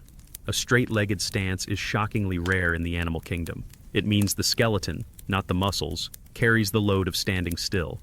This frees energy but introduces new risks, like torn ligaments, dislocated knees, and joint wear that any modern human can relate to. Move down to the foot, and the story continues. The chimpanzee foot is a grasping hand designed for climbing with an opposable big toe. Lucy's foot is something else. The big toe is aligned forward, parallel with the others. An arch runs from the heel to the ball of the foot, absorbing shock and propelling the body forward. Her heel bone is enlarged, designed to strike the ground first. Fossilized footprints from Laetoli, dating to around 3,600,000 years ago, confirm the reality of this anatomy. Those ancient footprints show a human-like gait, heel strikes, toe-offs, a narrow walking path. But biomechanical models suggest that while Lucy walked upright with confidence, her gait was not identical to ours.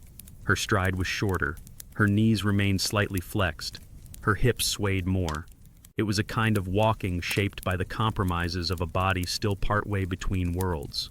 But walking is not just legs. The entire upper body reshapes to accommodate this shift. The spine curves into a distinctive S shape. This is not aesthetic. It acts as a suspension system, allowing the torso to balance over the pelvis without collapsing forward. The lumbar vertebrae become massive, weight-bearing structures.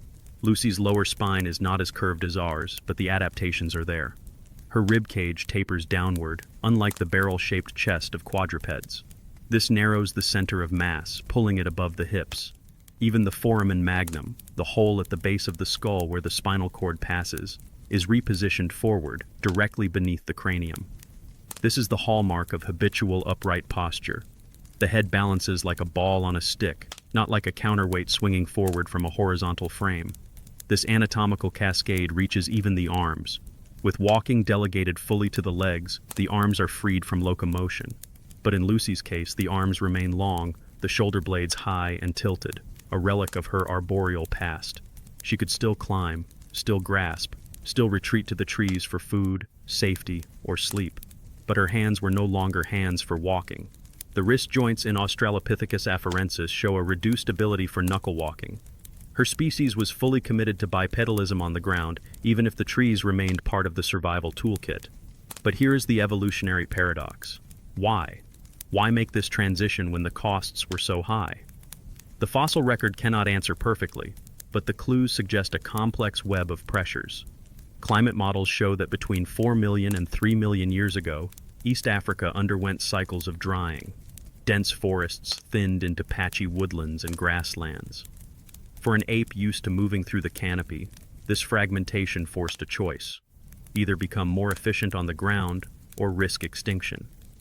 Bipedalism is energy efficient over long distances. It frees the hands for carrying food, infants, or tools. It elevates the head for scanning predators across the savanna.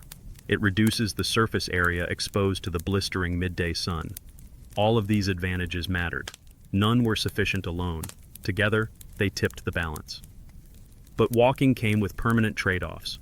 Narrowed pelvises for upright balance made childbirth vastly more difficult. The human obstetric dilemma is born here. The need to pass a large-brained infant through a constrained birth canal would become a defining pressure on later Homo evolution. Back pain begins here too. Our spines, evolved from a horizontal frame, were never fully designed for the vertical loads of standing. Herniated discs, sciatica, and compressed nerves are the price of a head held high. And yet, walking changed everything. It was the hinge, the inflection point. Once the lineage committed to bipedalism, it set off a chain of consequences that would echo through every descendant species. Free hands allowed for more sophisticated tool use selected for more complex cognition. Cognition drove language, cooperation, and eventually culture. The brain did not drive walking. Walking drove the brain. Lucy's skeleton marks that turning point. When we look at her bones today, laid out in museum cases or rendered in virtual scans, they whisper this truth. The body you inhabit, its strengths, its flaws, its impossible balancing act, is the long shadow of this decision.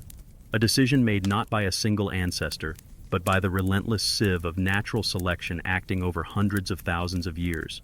A decision made not in a moment, but in a million quiet adaptations to the friction between anatomy and environment.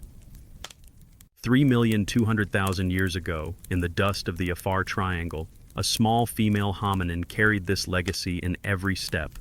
She did not know she was reshaping the destiny of a species.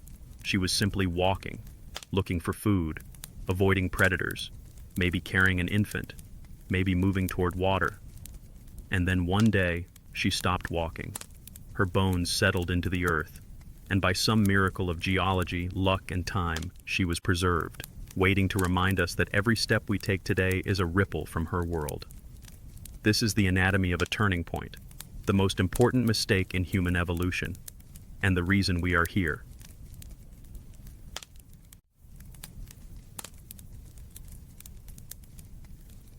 It is one of the most persistent questions ever asked about Lucy, one that still echoes in labs, in field camps, and in the quiet corners of museums where her bones rest behind glass. Did she still climb? Or had she already abandoned the trees for good? This is not a trivial question. It is not just about Lucy. It is about us, about what we are, about when we stopped being just apes walking among the branches, and started being something else entirely. To answer it, we first have to step back. 3,700,000 years ago, the world that Australopithecus afarensis inherited was not the open grassland paradise once imagined in old textbooks. It was not an endless savanna calling these creatures down from the trees in some grand linear march toward humanity.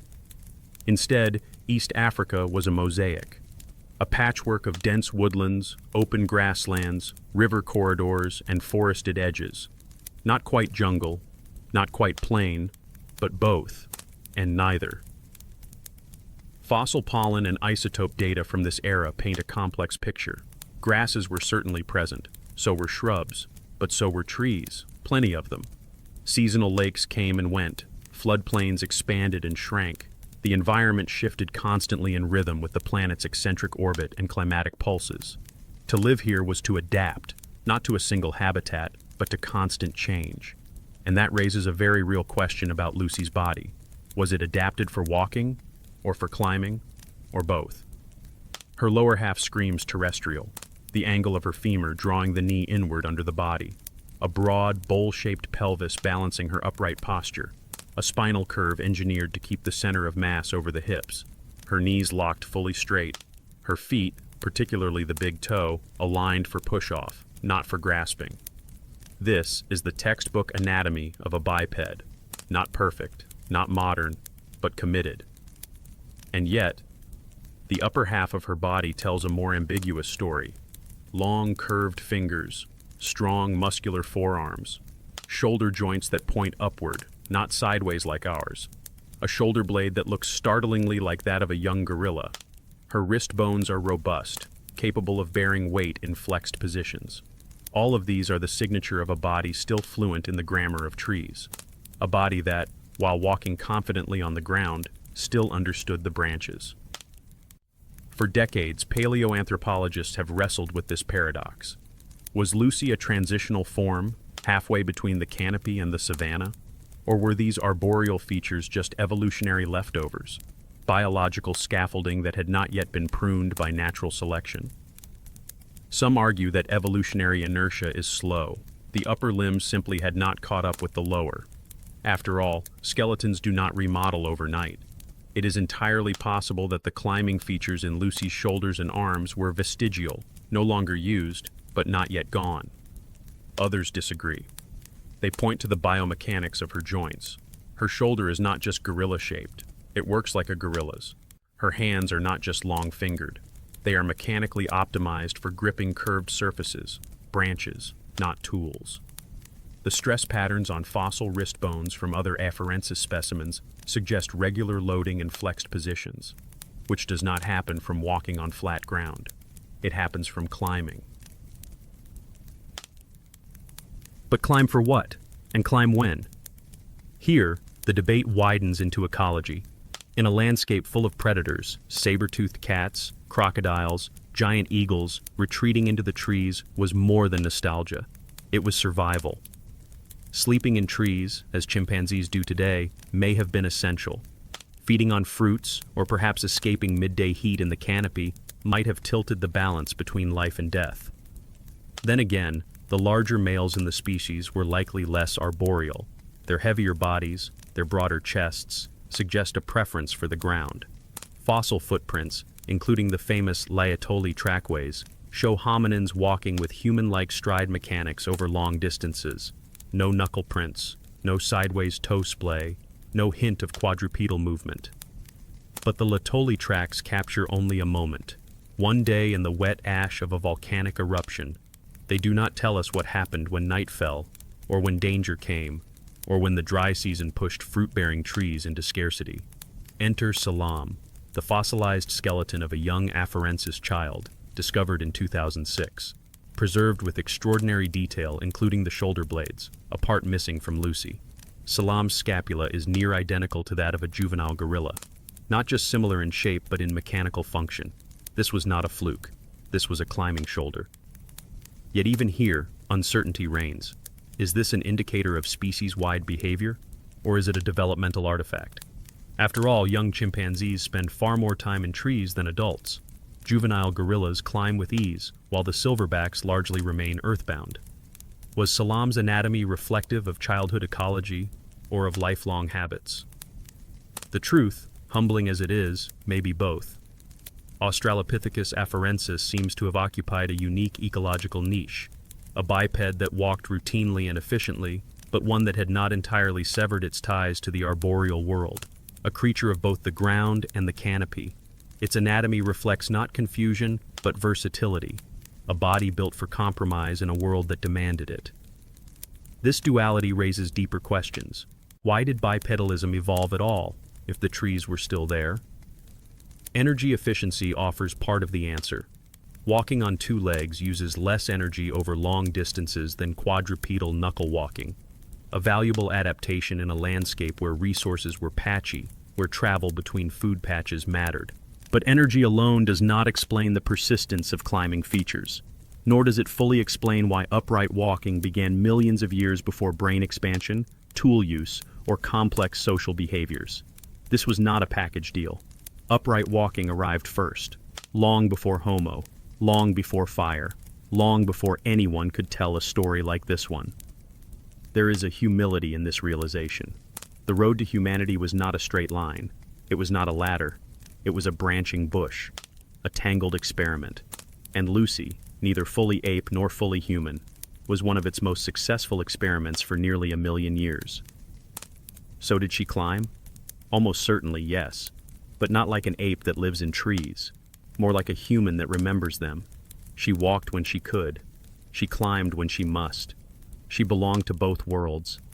And perhaps, in some quiet way, that is exactly what made her ours. This is what we know, so far. And yet, even now, the soil of East Africa is still hiding more clues, more skeletons, more forgotten lives. The branches of our story are still growing. Somewhere out there, beneath layers of silt, volcanic ash, and time, another fossil waits. Another chance to rewrite the story. Or perhaps, just to remind us how little of it we truly understand. There is something quietly haunting about the fractures of an ancient skeleton. When a bone breaks in deep time, it holds two stories. The story of how it was used in life, and the story of how it was broken, either by living forces or by the chaotic accidents of time. And no fossil in human history has been studied, argued over, and emotionally projected upon more than this one. Lucy, a 3,200,000-year-old skeleton pulled from the sediments of the Afar Triangle, a creature who was neither ape nor human, a bridge between worlds, and perhaps a body broken by falling between them.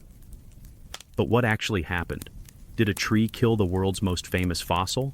Or are the broken patterns in her bones just the randomness of fossilization, trampled by scavengers, crushed by shifting sediments, or cracked by the chemistry of preservation? This is one of the strangest and most emotionally charged mysteries in the study of human origins. Because when you look closely at Lucy's fossilized bones, one thing becomes inescapably clear. There are fractures everywhere. Hairline cracks, compressive fractures, spiral breaks in the long bones, collapsed parts of the pelvis, crushed ribs, and most tellingly, a fracture on the upper right arm. The kind of break that happens when a living creature stretches out a hand to brace for impact and fails. The theory did not come quickly. For 40 years after her discovery, most scientists assumed that Lucy's broken state was just the normal violence of fossilization. Bodies rarely survive intact in the Afar sediments. Carnivores drag bones. Rain and wind scatter them. Layers of sediment compress them. Chemical processes erode or warp the edges. If anything, the miracle was that so much of her was preserved at all. 40% of a full skeleton is almost unheard of in paleoanthropology. But in the year 2016, something strange happened. A pair of researchers at the University of Texas, John Kappelman and his team, decided to run a full-body, high-resolution CT scan of Lucy's skeleton. This was not just a routine imaging exercise. This was the first time Lucy's entire skeleton had been scanned in detail down to the microscopic structure of her bones. What the scan revealed was unsettling. Many of the fractures were not random. They showed characteristic patterns of what in modern forensic anthropology are called perimortem fractures, breaks that occur at or near the time of death, when bones still retain the elasticity of living tissue. The most damning evidence was the pattern of the shoulder. The upper arm bone, the humerus, showed a compressive axial fracture, exactly the kind that forms when a body braces for a fall. In modern accident victims, it is a common pattern seen when someone falls from a significant height, lands feet first or hip first, and then instinctively stretches out their arms to try to stop the fall, only for the forces to travel back up the arm, shattering the shoulder joint. Lucy's skeleton also shows a crushed pelvis and compressed lower vertebrae, suggesting a feet-first impact. Her ankle bones display subtle microfractures consistent with a rapid deceleration.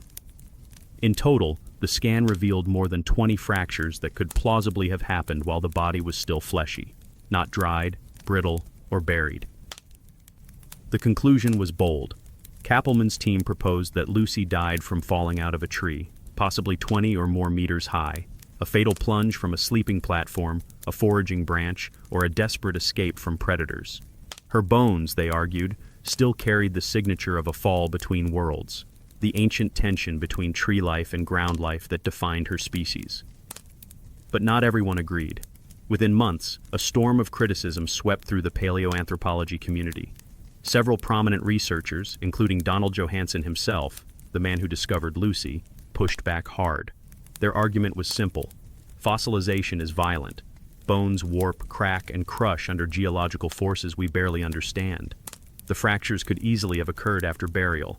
Some might have come from the collapse of sediment layers, others from pressure over hundreds of thousands of years, others still from being walked on by passing animals. A body does not need to fall from a tree to end up broken. This debate cuts deep, because underneath it is a bigger question about who Lucy really was, and how she lived. Did Australopithecus afarensis still live partly in the trees, as her shoulder blade morphology and curved fingers suggest?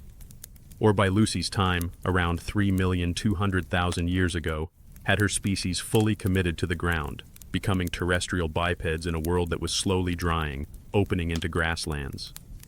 The evidence is maddeningly ambiguous. On one hand, the shape of her pelvis, femur, and foot is utterly committed to walking upright. She was no longer an ape when it came to moving across the ground. Her knee locked straight, her femur angled inward to support a balanced gait. Her feet had arches, her big toe pointed forward, not grasping like a chimpanzee's. But from the waist up, Lucy still whispers of an arboreal past. Her shoulder joint was oriented more like a climber than a walker. Her fingers were long and curved, efficient for gripping branches. Her ribcage flared outward in a cone shape, like modern apes, allowing for a gut that processed fibrous plant material, perhaps more suited to a forager who still retreated to trees for food or safety. If Lucy did fall from a tree, it would suggest that her species was still regularly using the canopy, perhaps building sleeping platforms as chimpanzees do today, or climbing to escape leopards, crocodiles, and the ever-present risk of predatory eagles. But it would also be the story of an evolutionary gamble starting to strain, a body optimized for walking, but still asked, sometimes, to climb. Yet the forensic case remains uncertain. Bone fractures are not fossils of behavior. They are riddles of physics. Every break has multiple possible explanations, and the fossil record has no witness testimony. For every fracture pattern that suggests a fall, there is another that looks just like the crushing weight of sediment over a million years.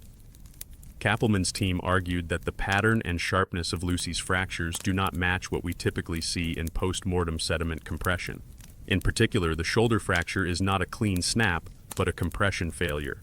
The bones did not splinter as dry bones do, but crushed as wet bones do under load. But skeptics point out that sedimentary pressure can be highly variable, and bones sometimes fracture in surprising ways when trapped in complex burial matrices. A further layer of mystery is added when we consider the rest of the Hadar site. Lucy was not the only Australopithecus afarensis fossil found here. Nearby, the so-called first family, 13 individuals of all ages, was uncovered in a single stratigraphic layer, suggesting a catastrophic event. Some researchers have speculated about flash floods, sudden collapses, or mass deaths from other causes. Could Lucy have been part of a similar event? Drowned, swept, and crushed, not fallen? Or perhaps we are asking the wrong question. Perhaps the mistake is imagining that there must be a singular cause. The boundary between life and death, between burial and fossilization, between random breakage and meaningful evidence, is never clean. It is messy. It is probabilistic. It is a dice roll through deep time. In the end, the fall theory remains plausible, but unproven. Like so much in paleoanthropology, it stands as a beautiful hypothesis forever balanced on the knife edge of incomplete evidence. And maybe that is fitting, because Lucy herself was balanced between two evolutionary worlds, between trees and ground, between past and future, between ape and human. Her fractured bones are not just a forensic puzzle. They are an echo of the deeper fragility of memory in deep time. Of all the countless lives that came before us, Lucy's is one of the infinitesimally rare to be remembered at all. And even now we cannot fully agree on what her memory means.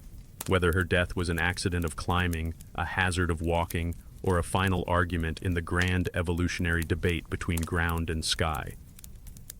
What we do know is that she mattered, not because her species was perfect or destined, but because it was in the midst of the great experiment that would, millions of years later, lead to us. Upright, curious, fragile, and still falling, in our own way, through the uncertain future of the species we call Homo sapiens. This is where her story, at least for now, pauses in the sediment. But it does not end. because every question about Lucy is a mirror of a question about ourselves. And as always, stay curious, stay calm.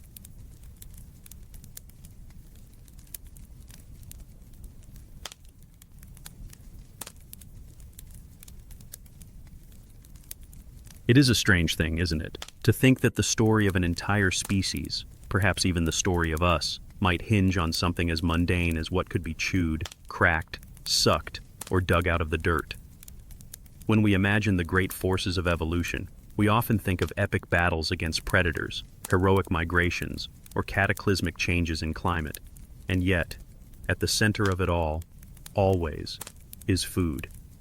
What you can eat, what you can't, what eats you while you are looking for it. And so it was for Australopithecus afarensis, for Lucy. Somewhere between 3.7 and 3.0 million years ago, her world was a dry, patchy mosaic of open grasslands, scattered shrubs, and thinning forests. A landscape teetering on the edge between the old world of the forest canopy and the open savanna that would eventually become the engine room of human evolution. It was a world full of danger, but also full of calories, if you knew where to look. So what exactly did a small-bodied, small-brained, upright ape eat to survive here? This question has puzzled paleoanthropologists for decades, not just because it tells us about Lucy, but because it tells us something deeper about what happens when a species begins to step away from the forest, when hands are freed from locomotion, and the mouth becomes the ultimate evolutionary interface between body and world. The first clue lies in the teeth. When we examine the fossilized molars of Australopithecus afarensis, they are large, very large. Broad, flat surfaces, thick enamel, robust jaws designed for serious mechanical processing. This is not the mouth of a meat specialist like a lion, nor the delicate frugivore design of a modern chimpanzee. This is a grinder, a machine built for pulverizing tough, fibrous materials. But teeth alone only hint at the menu. For deeper answers, we turn to a technique called stable isotope analysis. When an animal eats, the chemical signature of its food becomes locked into the hard tissues of its teeth, particularly in the enamel. And when scientists study the carbon isotopes within Lucy's teeth, an astonishing pattern emerges. Her carbon signature indicates a heavy reliance on what scientists call C4 plants. These are plants adapted to arid, open environments, grasses, sedges, and certain drought-resistant herbs. Plants that most modern apes ignore almost entirely. This was not a diet made up primarily of sweet forest fruits. Instead, it was a menu from the open world. Grasses, tubers, underground storage organs, roots, things that require strength to dig up, patience to process, and powerful teeth to chew. And yet, a grass-based diet alone could never be enough. There is no species on Earth, not even the most dedicated grazing animals, that survives on cellulose alone without a highly specialized digestive system. And Australopithecus afarensis had no such adaptation, which means there had to be something else, something more calorie-rich, something worth the risk of leaving the trees behind. Here, the evidence gets even more interesting. Fossilized animal bones found at Dakika, dated to about 3.4 million years ago, the same time as Lucy's species, bear marks that look suspiciously like stone tool cut marks, slicing marks, percussion marks where bones were fractured open, likely to access the marrow inside, the kind of marks that, in any later context, would be immediately recognized as evidence of meat processing. Now, this evidence is controversial. Some argue that the marks could have been made by trampling, by rocks moving in a floodplain, or by other natural processes. Others maintain that the pattern, the angles, and the depth of the marks are entirely consistent with butchery. But if it holds, if these marks are what they appear to be, it means that Lucy's kind were not just eating plants, they were scavenging, perhaps even opportunistically hunting small prey. And if they were cracking bones for marrow, they were tapping into one of the richest energy sources available in the ancient world. Bone marrow is pure fat, clean, stable calories, a survival jackpot for a hungry primate walking under the Pliocene sun. This brings us to an even deeper question. If Lucy's species was eating meat, whether through scavenging or opportunistic hunting, how did they access it? There is no direct evidence of spears, traps, or coordinated hunts at this stage, but stone tools? That's a fuzzier line. For decades, scientists believed that the first deliberately shaped stone tools, the Oldowan industry, appeared around 2.6 million years ago, long after Lucy's time. But then came a shock. In 2015, at Lomakwi in Kenya, researchers uncovered a collection of stone tools dated to 3.3 million years ago. Hammers, cores, sharp flakes, a full 700,000 years older than the Oldowan, tools that existed right within the time window of Australopithecus afarensis. Now, whether Lucy's species actually made these tools remains uncertain. Some suggest they were crafted by a different hominin, perhaps Kenyanthropus platyops, whose fossils have been found nearby. Others argue that Australopithecus was entirely capable of the motor control and cognitive sequencing needed to produce simple flaked tools. After all, chimpanzees today use sticks to fish termites, stones to crack nuts, and leaves to collect water. Why not a sharpened flake to open a bone? And then there's the fallback food hypothesis. When times were good, wet seasons, fruiting cycles, plentiful vegetation, Lucy's diet was probably broad and flexible. But in the lean seasons, when the rains failed and the grasses dried out, fallback foods became critical. Hard seeds, woody stems, underground tubers, food that isn't delicious but won't let you die. And this, more than anything, may be what Lucy's teeth are really telling us. Her species wasn't specialized for one perfect meal. They were generalists, survivors, masters of scraping a living from the margins. Of course, for every calorie gained, there was a cost. While Lucy was searching for food, whether digging, foraging, or cautiously approaching a carcass, she was also being watched. The fossil record makes it brutally clear just how dangerous this world was. Skull fragments from Australopithecus specimens bear puncture wounds consistent with leopard fangs. Crocodile bite marks pepper the bones of others, their arcs of teeth perfectly matching modern Nile crocodiles. And the most haunting perhaps of all, the Tong child, a tiny Australopithecus africanus from southern Africa, whose skull contains damage most consistent with the talons of a large bird of prey, probably an eagle. Lifted from the ground, carried into the sky. A reminder that in the Pliocene, the threat did not always come from the ground. Lucy's species lived small. They traveled in groups, likely for protection, for shared knowledge, and for collective vigilance. They probably spent the night in trees, constructing nests like modern chimpanzees, where the cool air kept the bugs at bay and the height kept the leopards just a little farther away. By day, they ventured out, navigating a thin line between finding food and not becoming it. And here is where we must be humble. Much of this story is built from fragments, bits of jawbone, a trail of footprints, isotopes locked in enamel. Nature preserves almost nothing. The fact that we can even sketch this picture at all is a minor miracle of geology and luck. How much we are missing, we will never truly know. But what is clear is that Lucy's life was a daily gamble. Every step onto the open ground was a calculation. Is there food out there? Is it worth the risk? Is that shape on the horizon a carcass or a lion? In this gamble, one innovation made all the difference. Bipedalism, walking upright. It freed the hands. It allowed Lucy to carry what she found, whether it was a tuber, a strip of meat, or an infant. It let her travel farther in search of scattered resources. It reduced her exposure to the equatorial sun by presenting a smaller profile. And yet, it also slowed her down. She was no longer as fast in the trees as her fully arboreal cousins. On the ground, she could neither outrun predators nor overpower them. Her best defense was to see them coming, and to not be alone. And so, standing on the savanna floor of what is now Ethiopia, somewhere between 3.7 and 3.0 million years ago, a small primate made a bet. She bet on walking, on flexibility, on the ability to survive not because she was the strongest or the fastest, but because she could adapt, and though she could never know it, it was a bet that would ultimately change the world. Because in the end, the story of Lucy's diet is the story of survival itself, the story of what it takes to persist when the easy food is gone, when the forest recedes, and when every bite must be fought for.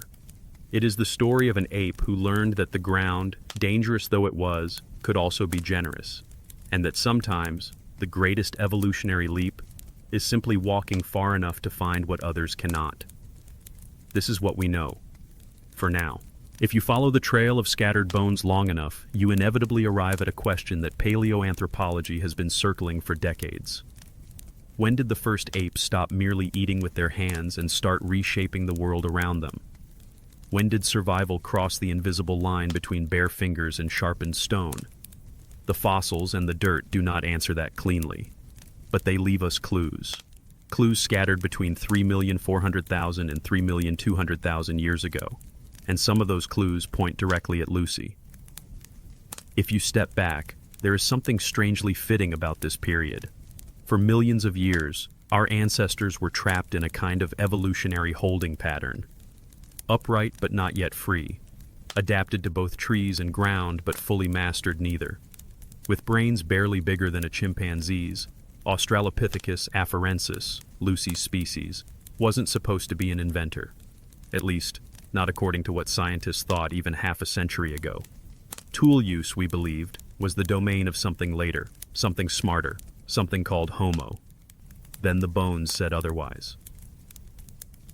In 2015, a team working at Lomekwi in Kenya uncovered something that broke the timeline wide open. Heavy chunks of volcanic stone, bashed and flaked into sharp-edged tools, not casually broken rocks, not the incidental damage of hooves or erosion, but clear, deliberate shaping. These were cores and flakes, the essential ingredients of a cutting toolkit. And the date? Roughly 3,300,000 years old, 500,000 years older than the genus Homo, long before anyone shaped anything that could be called a hand axe or a spear point. These were not sleek, elegant tools. They were crude, bulky, awkward. But they were tools. And by every measure we can apply, they were deliberately made by something. Something with the coordination, the grip strength, and the mental modeling to strike one stone against another and turn fracture into survival. Here is the strange part. The Lomekwi tools were found near fossils of Kenyanthropus platyops, an enigmatic hominin species that is still barely understood. Some scientists suspect it might be a separate branch of the family tree. Others wonder whether it even deserves its own species label. But no matter how you slice it, Australopithecus afarensis was also living in the same region at the same time. The footprints are there, the bones are there, and this leaves a wide, ambiguous window where both species might have been wielding stone. So could Lucy, her family, her kind, have been a tool maker? Not just a tool user like chimpanzees cracking nuts with rocks or poking termites with sticks, but something more, something deliberate, something systematic. The dirt at Dakika, Ethiopia, may hold part of the answer. In 2010, archaeologists uncovered fossilized animal bones there with marks on them, very peculiar marks, tiny parallel grooves etched into rib bones, deep, V-shaped cuts scored across joints, and on one femur, what looks like the telltale crush mark from a hammerstone smashing down to split it open. The bones were dated to roughly 3,400,000 years ago, the same window as the Lomekwi tools. And critically, the only hominin species known to be living in Dakika at that time was Australopithecus afarensis.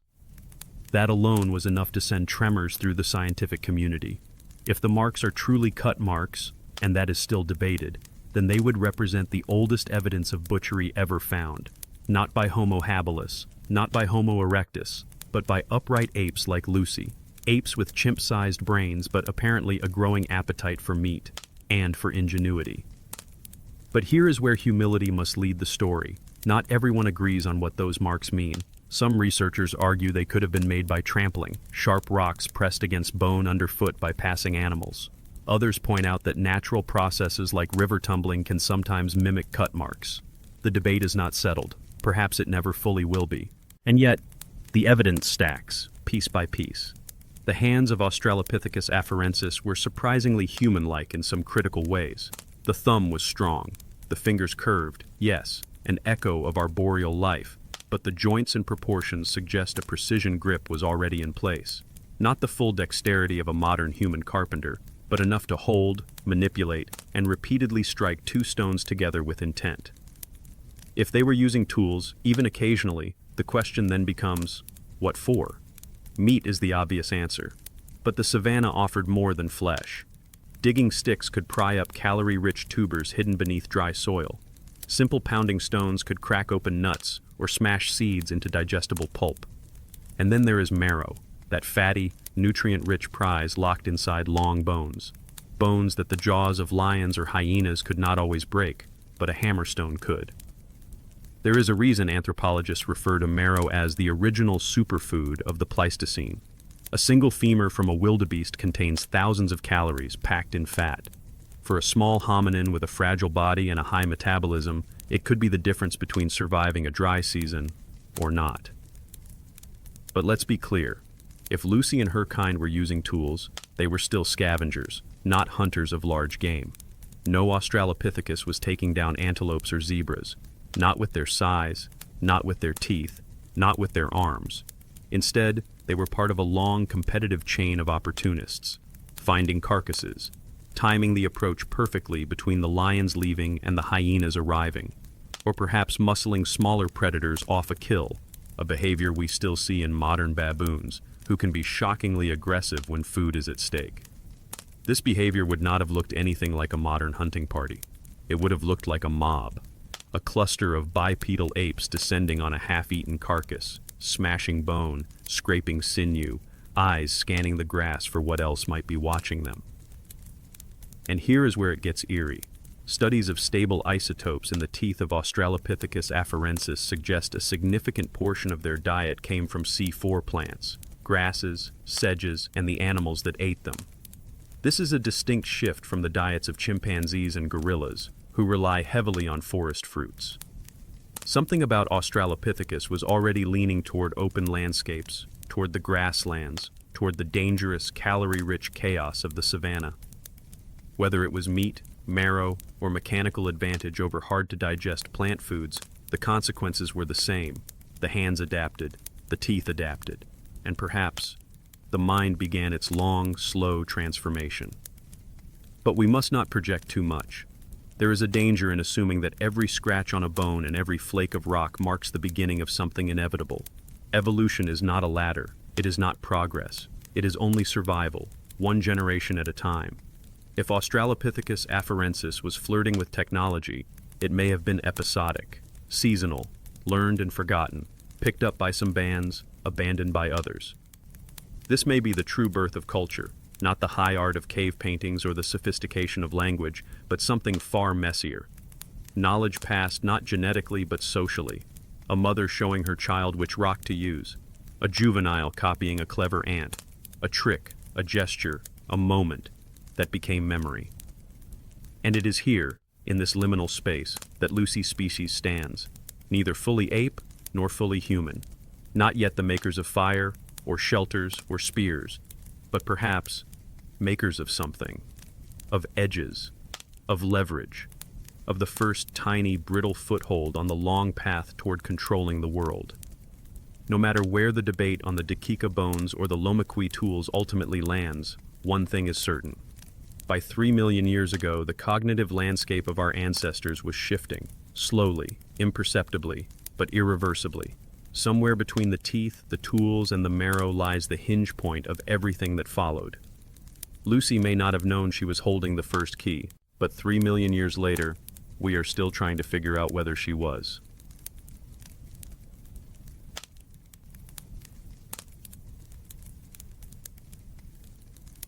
It is a strange thing, really, to try to untangle your own origin. In most sciences, the object of study is comfortably distant. Galaxies will never ask why you studied them. Rocks will not take offense when you get their history wrong. But paleoanthropology is different. The fossils we unearth are not just ancient bones. They are us, or at least some version of us. And when we try to fit those bones into a family tree, we are really trying to draw a map of our own existence. A map whose lines are blurry, whose branches twist, collapse, merge, and split in ways that still confound the people who spend entire lifetimes trying to read them. When Lucy was first lifted from the dirt in 1974, the story seemed, for a brief moment, almost tidy. Here was an ancient upright walker, small-brained but clearly bipedal, living over 3 million years ago, a creature halfway between ape and human, straddling the line between two worlds. It was tempting, so tempting, to look at that skeleton and declare her the mother of humanity, to point and say, "There, That is where the line begins. For many years, the field leaned into that story. Lucy and her species Australopithecus afarensis seemed to sit perfectly at the root of the human lineage, the bridge from ape-like ancestors to the tool-making, brain-growing species that would become Homo. But science is not a place where stories get to stay simple. Not for long. Because the more the Earth gave up its secrets, the messier the tree became. First came the revelation that Lucy was not the first upright walker.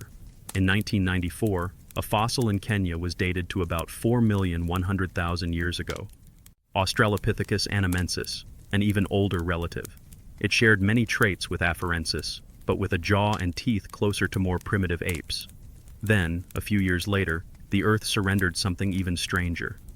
In the Ethiopian desert of Middle Awash, paleontologists unearthed a partial skeleton dating back 4,400,000 years. They called it Ardipithecus ramidus.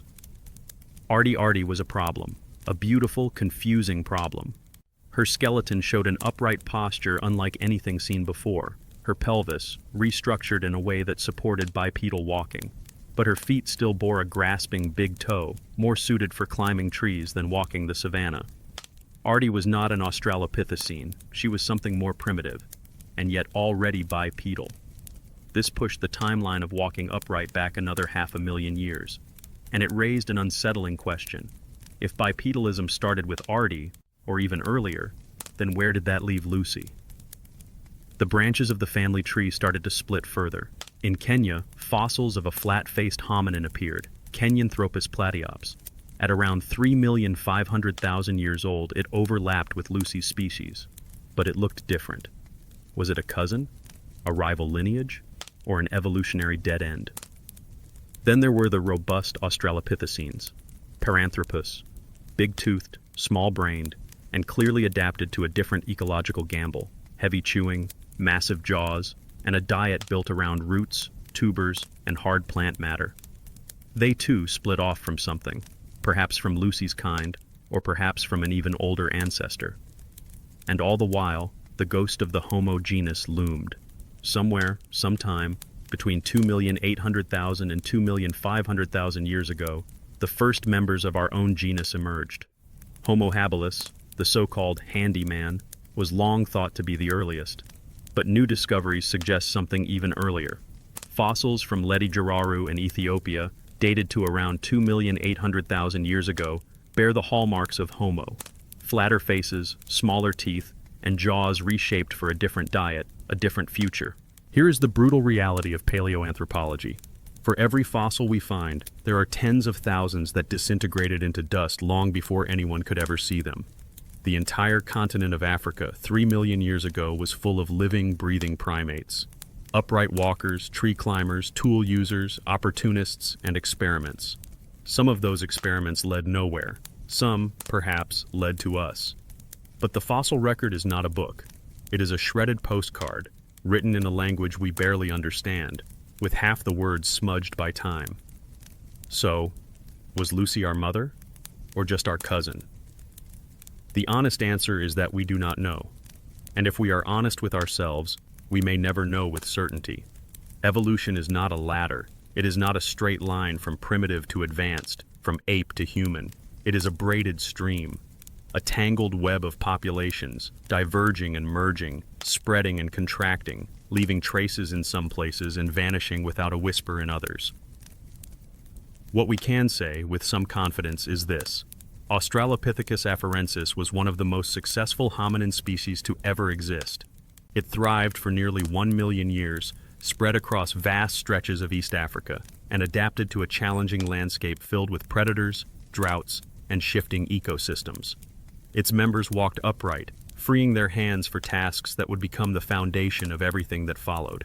Its anatomy, part arboreal, part terrestrial, embodied the gamble of a species caught between the safety of the trees and the opportunity of the open ground.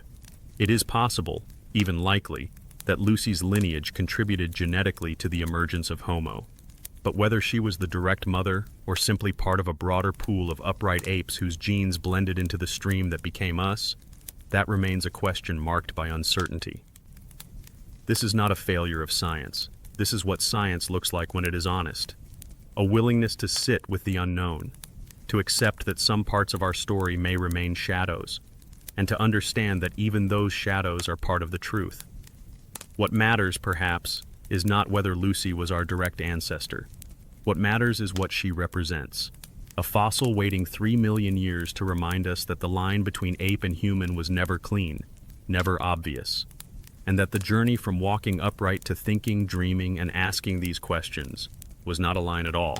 It was a mosaic, a series of experiments written into the bones of creatures who could not possibly have known that one day, millions of years later, their skeletons would be lifted from the dirt and whispered about in the quiet spaces of late-night minds trying to remember where we came from.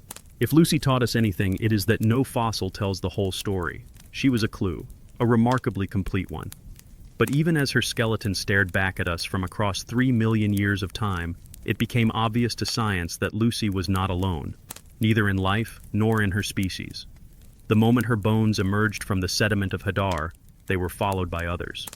Bigger bones, smaller bones, older, younger, more complete, more mysterious. Fossils that complicated the story rather than simplified it. And together, they began to whisper something humbling about the process of evolution itself. Something we tend to forget when we imagine the so-called ladder of progress. That evolution is never linear. It sprawls sideways. It branches, collapses, retrees, and experiments in parallel. It is not a march. It is a scatter.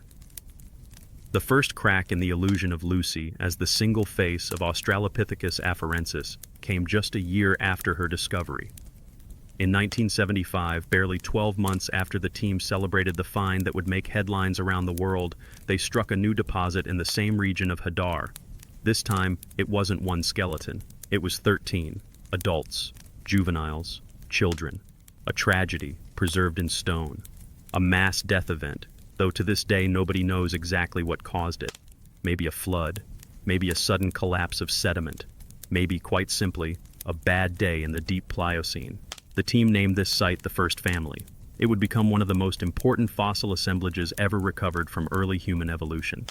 And the message those bones sent was immediate. Australopithecus afarensis was not a single template. It was a spectrum. Some individuals were small, barely taller than Lucy herself, around 1 meter high.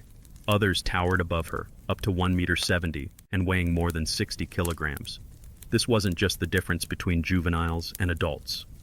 It was sexual dimorphism, the biological pattern where males and females differ significantly in size and sometimes appearance, like we see in modern gorillas or orangutans. A sign that their social dynamics may have been very different from ours.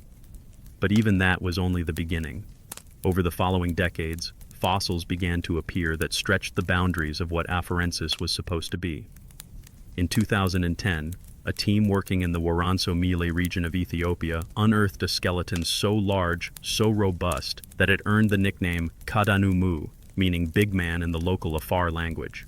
Kadanumu lived around 3,600,000 years ago, older than Lucy by nearly 500,000 years.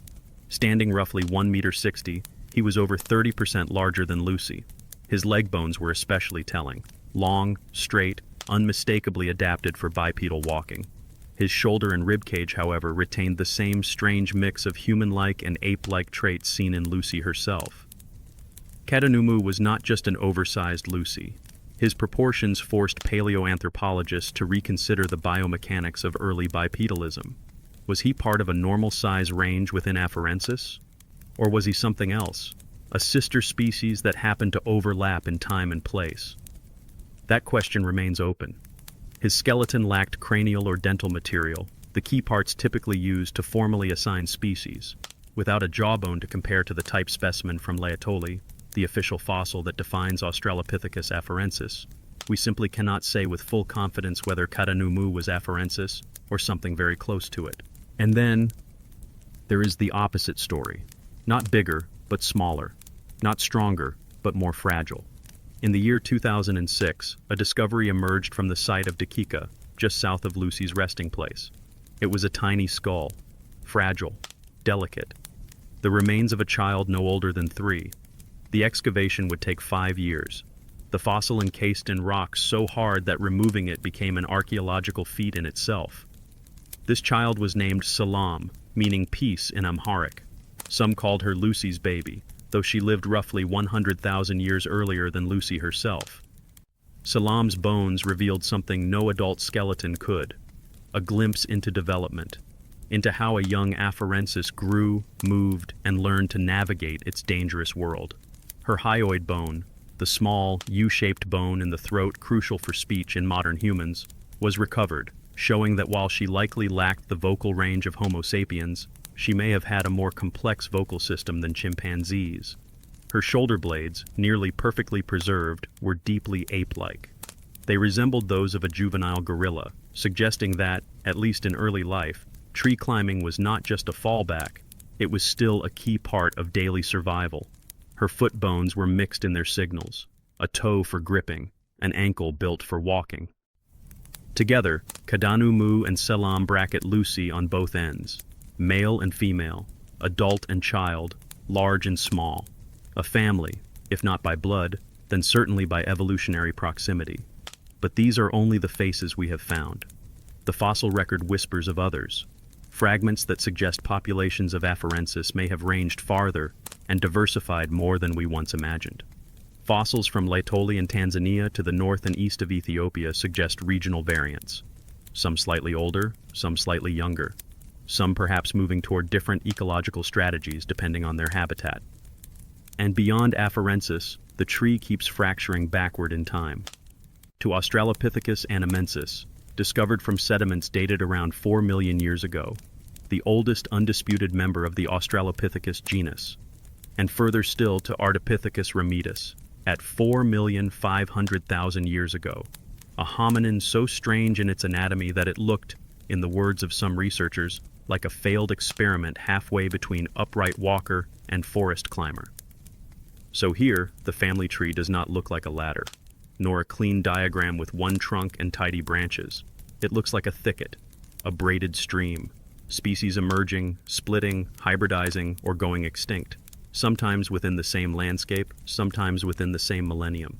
And this is not merely a curiosity of ancient history. This is the real shape of evolution, not just for hominins, for everything, for elephants, for songbirds, for whales, for apes. Lucy, Kadanumu, and Selam are reminders of a humbling truth: that every organism alive today represents a lineage that survived, but not necessarily the only lineage that tried. For every species that became a success, dozens vanished.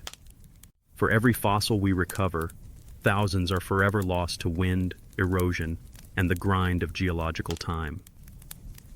If there is one lesson that these faces of humanity offer us, it is that being human, or nearly human, was never a destiny.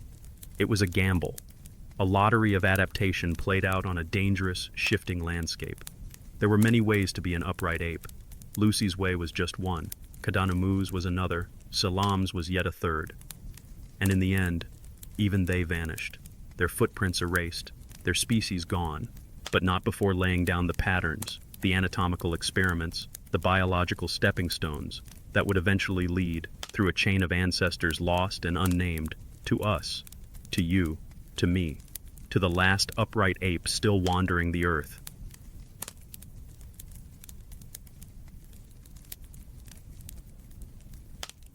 It is humbling to realize that the story of humanity, the story we spend our lives trying to piece together, is built mostly out of gaps, not from the things that survived, but from the things that did not. For every bone that fossilized, for every footprint that hardened into stone, for every tooth that managed to outlast the bite of time itself, there are a million more that simply disappeared, gone before we ever arrived to ask the question.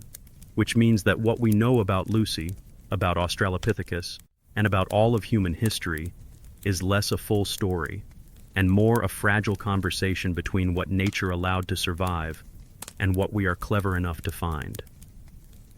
This is the quiet truth of fossils. They are not the past itself. They are echoes. A bone does not tell us what happened. It tells us what survived happening. It is tempting to think of the fossil record as a library, a catalog of the creatures that once walked this planet.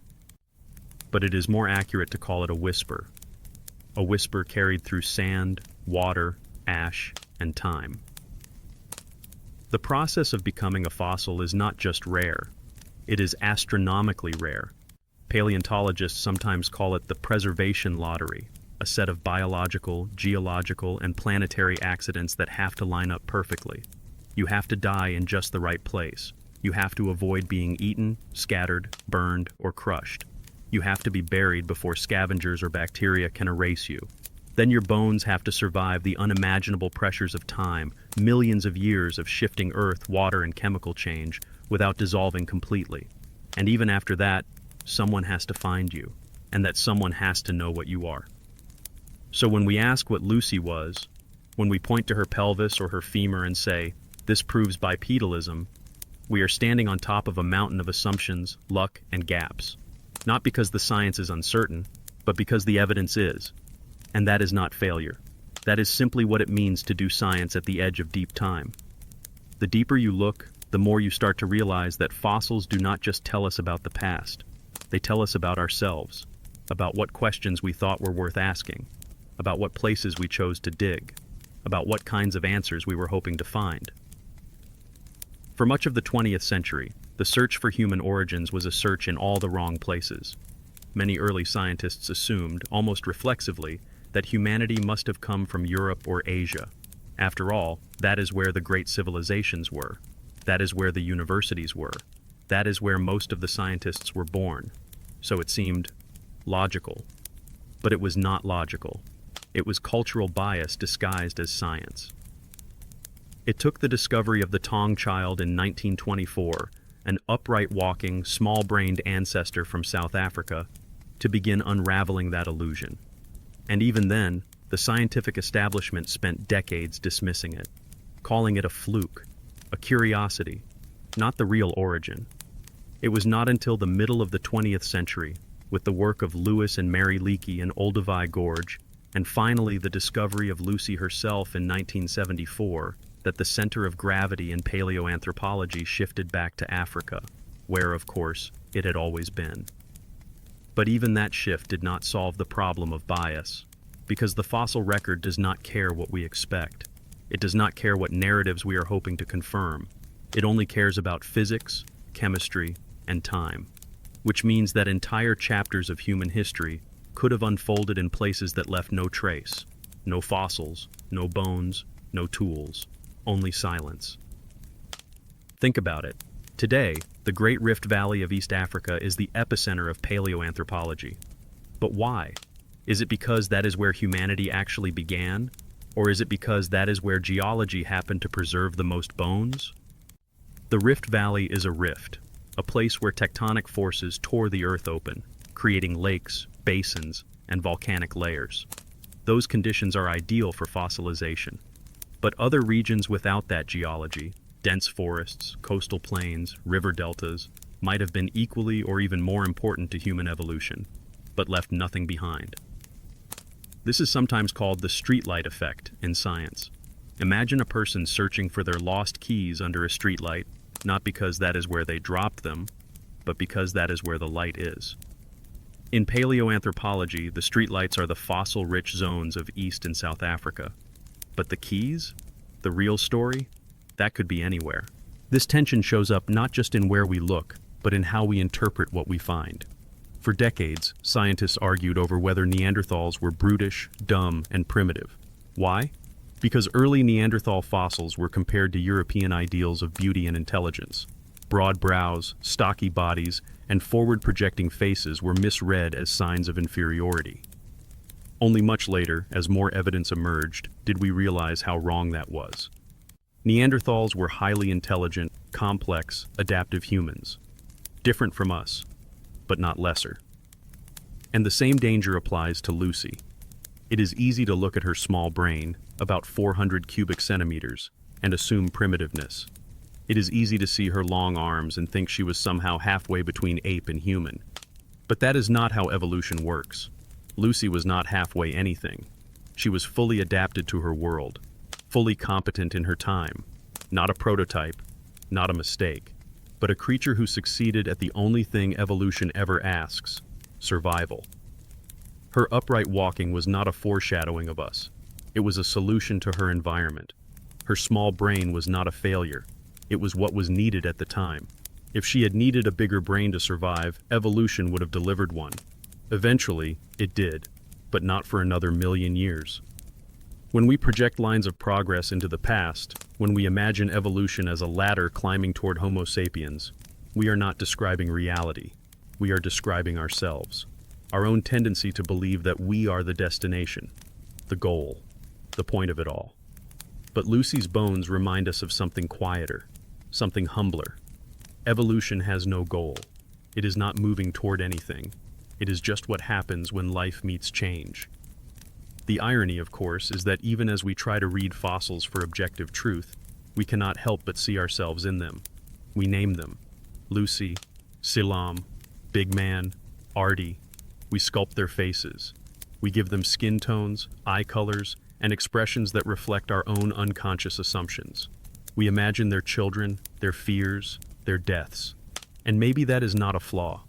Maybe that is part of how we make meaning, part of how we connect to the deep, deep past. But we should never forget the line between what the bones truly say and what we say about them. The bones can tell us that Lucy walked upright, that her species lived between 3,700,000 and 3 million years ago, that they ate a mix of savanna plants, roots, and occasional meat, that they were small-bodied, sexually dimorphic, and highly adapted to a mosaic environment of grassland and trees.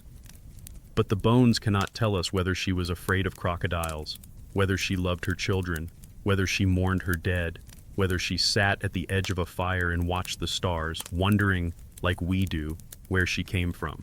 That part, that is the bridge between evidence and imagination.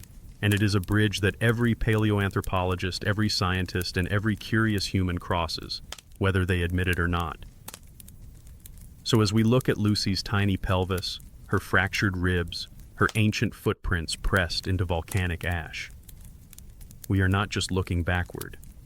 We are looking inward, at the strange, flawed, beautiful species that has spent 2 million years chasing its own reflection through the bones of the past. And that reflection? It is never quite complete, but it is always worth looking. Because the story the fossils tell is ultimately the story of us and South Africa. But the keys? The real story? That could be anywhere. There are few objects on this planet that carry the weight of an entire species. A crumpled flag on the surface of the moon, a photograph of the Earth seen from space, the Rosetta Stone, and for humanity's own body, one fragile skeleton, 47 bones, scattered by time, lifted from the soil in the dry heat of northern Ethiopia, and reconstructed into something more powerful than anyone could have guessed. A skeleton that stood for all of us. Her name is Lucy, or, as her own country calls her, Dinkinesh. You are marvelous. It is one of the strangest paradoxes of modern science. The fossil record is an accident. It is a chaotic lottery governed by geology, decay, and blind luck. It preserves almost nothing. Less than a whisper of life remains after deep time has had its way. And yet somehow, when a pile of shattered bones emerges from that abyss, we do not treat it as an accident. We turn it into a story, a mirror, a symbol of who we are or who we want to be. In the case of Lucy, that mirror became enormous. On the morning of the 24th of November 1974, when Donald Johanson spotted a fragment of fossilized humerus poking out of a dusty slope in Hadar, Ethiopia, he had no idea what he had just stumbled upon. Nor did Tom Gray, his graduate student companion, as they scanned the hillside together. Nor did any of their colleagues, as they gathered around the growing pile of bones back at camp, celebrating with beer cooled in the Awash River and a Beatles song echoing from the tape deck. A song that would give the fossil her name, Lucy in the Sky with Diamonds. It was only in the following weeks, as the team realized the bones were all from a single individual, a rare, miraculous event in the fossil record, that the gravity of what they had unearthed began to sink in. And it was only over the next 5 decades that Lucy would cease to be a fossil and become an icon. But why her? Why did this one skeleton of a small-bodied, small-brained hominin from more than 3 million years ago become the poster child for human evolution? Why not one of the older fossils? Why not Artie, discovered in the 1990s, a million years older than Lucy? Or why not one of the many remarkable fossils found in South Africa or Kenya or Chad?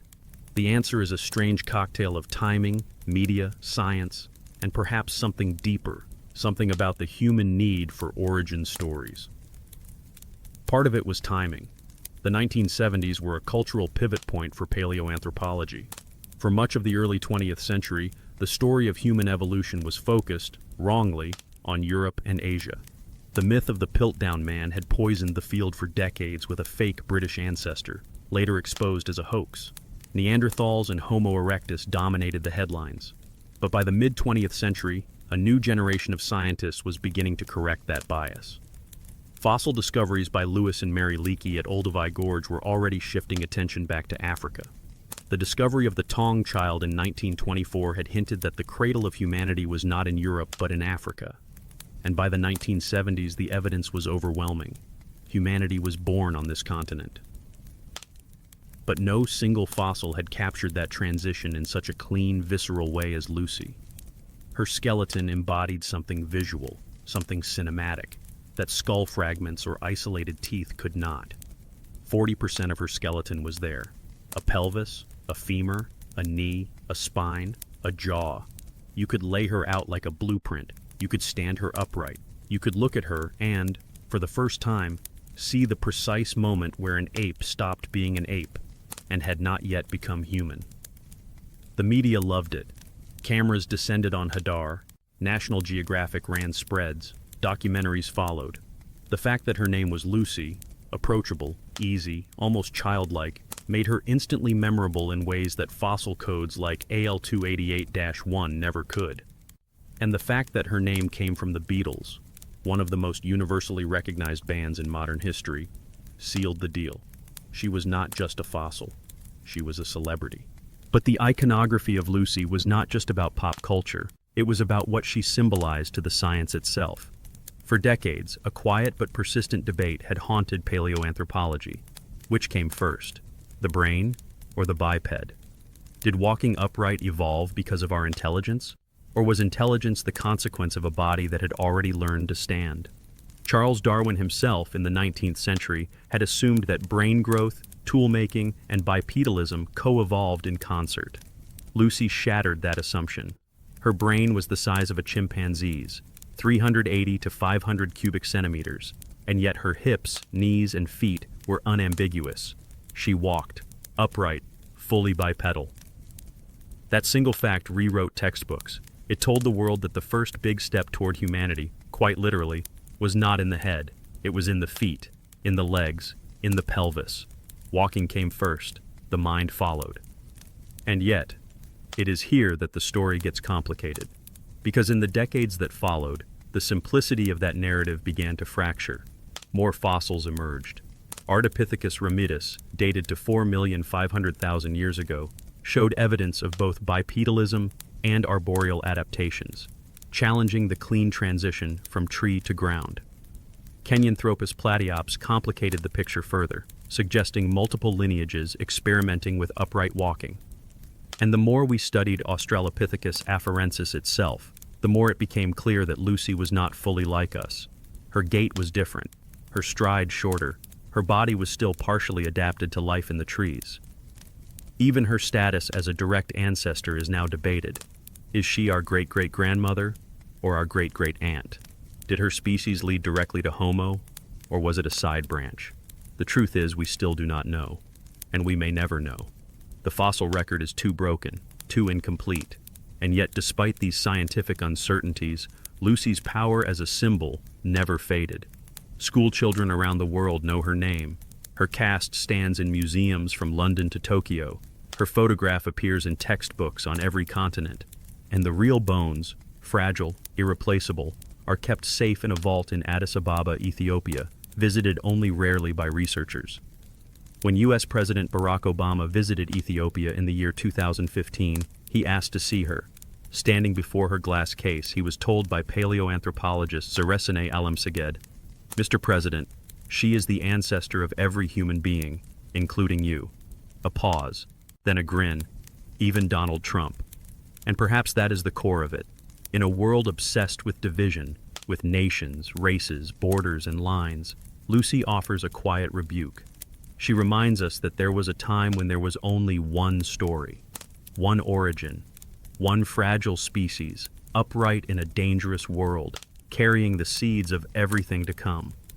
But even as she became that symbol, it is important to remember what she is, and what she is not. Lucy is not the first, she is not the last. She is a snapshot in a vast, messy, branching river of evolution, a river with many channels, dead ends, and forks. And her preservation is not destiny, it is luck. Had her bones not been buried in just the right sediment, at just the right moment, had erosion not revealed them at just the right angle to the eye of a passing scientist on a hot afternoon in 1974, the world would have never known her. How many other Lucys are out there, still waiting under the earth? How many stories have been lost, not because they were unimportant, but because the geology was unkind? The fossil record is not the full story. It is not even close. It is a fragment of a fragment, a street lamp in the darkness. We look where the light happens to fall. And yet, what a thing it is that the light fell on her. Lucy is not the beginning. She is not the end. But she is the bridge. A small body, 47 bones, standing in the long twilight between ape and human, between memory and oblivion, between the deep past and the strange, uncertain future that her distant descendants now inhabit. She walked, and the world changed. Not because she knew where she was going, but because walking itself, that improbable, awkward, utterly consequential act, was the first step toward everything. And that is why Lucy still stands, not in flesh, not in muscle, but in memory, as a fossil, as an icon, as a mirror in which we all, every single one of us, can still catch a glimpse of where we began.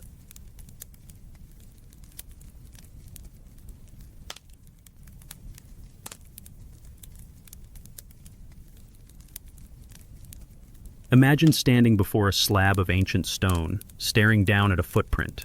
Not a shoe, not a sandal, a bare foot, pressed into soft volcanic ash by something very small, very upright, and very ancient. A being who, just for a moment, walked like you. Who may have looked nothing like you from the neck up, but whose steps still mirror yours. It feels like science fiction, but it is not. It is a fossil. The Laetoli footprints, a message from the deep past, a simple step, frozen forever in time. 3,700,000 years ago, a volcano erupted in what is now northern Tanzania, dusting the savanna in a thin sheet of ash.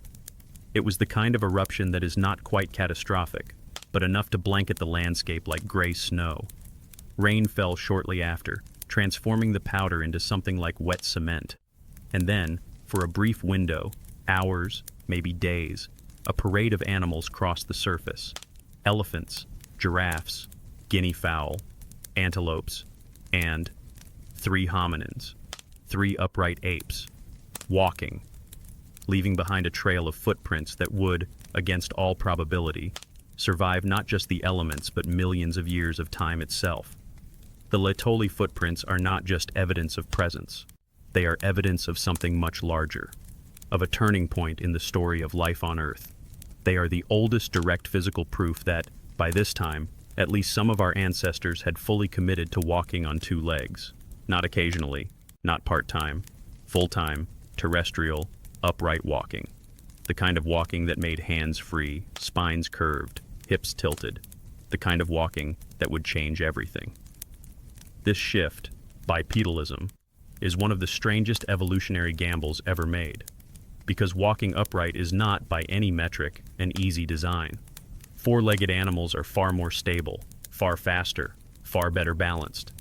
Walking on 2 legs costs energy to stabilize. It stresses knees, it damages spines, it narrows birth canals, it comes with a long list of evolutionary costs.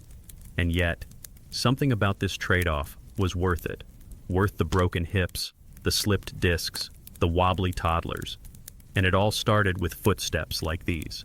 Footsteps left by creatures like Australopithecus afarensis. the same species as Lucy. And as we've seen, Lucy's skeleton proved that her kind walked upright. But the Laetoli footprints are something else. They are not bones, not theoretical reconstructions. They are behavior, fossilized. They are the act of walking itself, evidence not just of anatomy, but of how that anatomy was used. The prints tell a lot. Their gait is clearly bipedal. The pressure falls on the heel first, rolls through the ball of the foot, and pushes off at the toe, just like you. The big toe is aligned with the others, not splayed out to the side like in chimpanzees. There is an arch to the foot, suggesting a spring in the step. There is no doubt about it. Whoever made these prints was walking in a way functionally very close to a modern human. And yet, the stride length is short. The step spacing is close together. This was a small-bodied walker. One adult is followed by a smaller adult or juvenile, and a third, even smaller figure trailing behind. Perhaps a family, a mother and child, or two adults and a young one. We cannot know. But the image is hauntingly familiar. They are moving together, coordinated, side by side, as humans have done ever since. And this is where the real story begins, because a footprint is not just evidence of walking. Walking is not just a way to move, it is a way to be.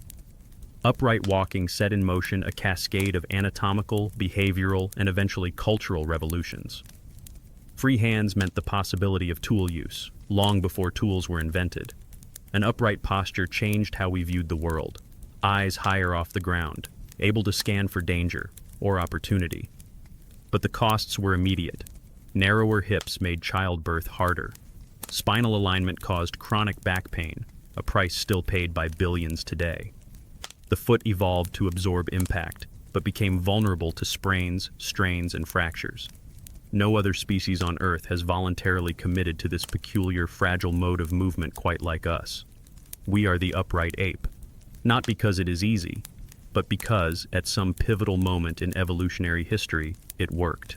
And here is where the echoes stretch beyond the Pliocene, because that same posture is the one that eventually allowed us to carry tools, to gesture, to throw spears, to build fires, to climb mountains, to cross oceans, to plant cities, and eventually to sit in chairs and ask questions like, why did we ever stand up in the first place? From Laetoli to New York, from footprints in volcanic ash to footprints on the moon, the line is not broken. When Apollo astronauts stepped onto the lunar surface in 1969, they left footprints in powdery dust that may last millions of years, just like Laetoli. Footprints on the moon, footprints in Tanzania. Both artifacts of the same peculiar evolutionary mistake, the decision to rise onto two legs. There is something poetic here, something humbling. To think that one of the defining traits of being human, our ability to move through space in this absurd balancing act, is recorded not just in bones, but in footprints, and that those footprints can outlive their makers by millions of years. Scientists are still debating exactly how Australopithecus afarensis moved. Was it a perfectly efficient walker like us, or a compromise between ground and tree? Some argue the Laetoli prints show a bent hip, bent knee gait, less efficient than ours. Others insist it was nearly modern. The debate continues, and it should. Science is not about answers, but about better questions. But what no one debates is this: walking came first, before tools, before fire, before language, before minds as we know them, before agriculture, before cities, before religion, before writing, before the internet, before the spacecraft that carries this story into your ears now. The decision to stand upright reshaped the trajectory of life itself. No other adaptation has so thoroughly rewired the body, the mind, and eventually the planet. And it began with beings like Lucy, and footprints like Laetoli. Even the format of this documentary, the very fact that you are sitting or lying down, listening to this, or maybe driving somewhere perched upright in your car seat, is a direct consequence of that evolutionary shift. Your spine aches because of it. Your feet tire because of it. Your hands are free to hold a phone, a spoon, or a steering wheel because of it. This podcast, in a very real sense, exists because some ape in East Africa chose, by some accident of biology, to walk. The footprint echoes. The first step never fades. And as we close this chapter, staring back across nearly 4 million years, The only reasonable thing left to say is this: stay curious, stay calm. Because this story is not over. It is still unfolding every time you take a step. It is a strange thing to admit that the single most important evolutionary leap in the story of humanity was an accident. A strange, irreversible, utterly improbable accident, and one that will almost certainly never happen again. Of all the traits that define what it means to be human, the capacity for language, the mastery of fire, the engineering of tools, the ability to look up at the night sky and wonder what it means, none of it would have been possible without the strangest gamble in mammalian history. A body that stood up, permanently, for all of time. A body that would never again be comfortable on all fours. A skeleton that could no longer climb trees the way its ancestors had for tens of millions of years, and whether it wanted to or not, it had committed its lineage to walking. It began long before Lucy, long before her bones fossilized in the sediment of the Afar Triangle. Somewhere between 4 million and 7 million years ago, something shifted. Something subtle, something quiet. There was no great ceremony, no lightning strike of consciousness, just a slight adjustment of the angle of the pelvis, a femur that leaned inward, pulling the knee under the body's center of mass, a foot that began to lose its thumb-like grasping toe, and a spine that curved just enough to balance the head over the hips. No single individual ever woke up and thought, "Today I shall become bipedal." Evolution does not think like that. It does not plan. It does not forecast. It simply tinkers, generation after generation, with tiny anatomical bets that either work or do not. But what makes this moment, the rise of upright walking, so utterly unique in the entire history of life on Earth is not just how strange it is how permanent it became. This was not a behavior that could be casually switched on and off. It was not like swimming or flying or burrowing, strategies that different species have independently evolved, abandoned, and reinvented countless times over hundreds of millions of years. Bipedalism, the full commitment to walking on two legs, has appeared precisely once in the entire history of the mammalian class. Once. And it never reversed. Not in us. Not in any lineage that committed to it. No ape that ever began this journey ever went back to knuckle walking. No proto-human that leaned into this gamble ever evolved back into a quadruped. From Sahelanthropus in the Miocene, to Orrerin, to Ardipithecus, to Australopithecus, and finally to Homo. The path only moved forward. Slight tweaks appeared. Some lineages retained a bit more climbing ability. Others became better distance runners. But the core blueprint, an upright, habitual walker, was locked in. There was no way back. And that is the great evolutionary irony, because in many ways, it was a terrible idea. Walking upright is biomechanically inefficient compared to quadrupedalism in certain ways. It places enormous strain on the lower back. It compresses vertebrae. It increases the risk of slipped discs, hernias, and arthritis.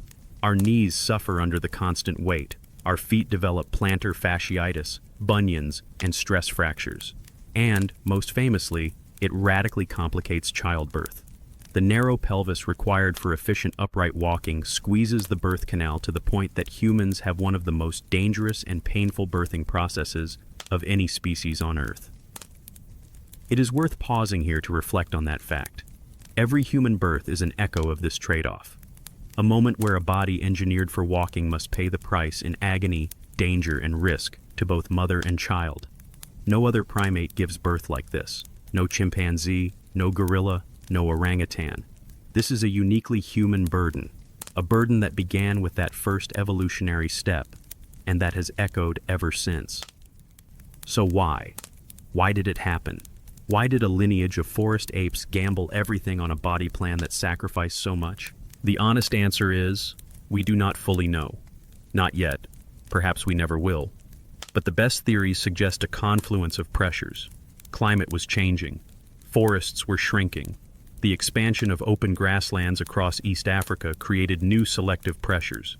A body that could stand upright could see farther over tall grasses. It could spot predators earlier. It could move between shrinking patches of trees more efficiently, and it freed the hands, an accidental but world-changing byproduct. Hands that were no longer needed for walking could now carry food, children, sticks, or stones. Over time, those hands would shape the world itself. But it was not inevitable.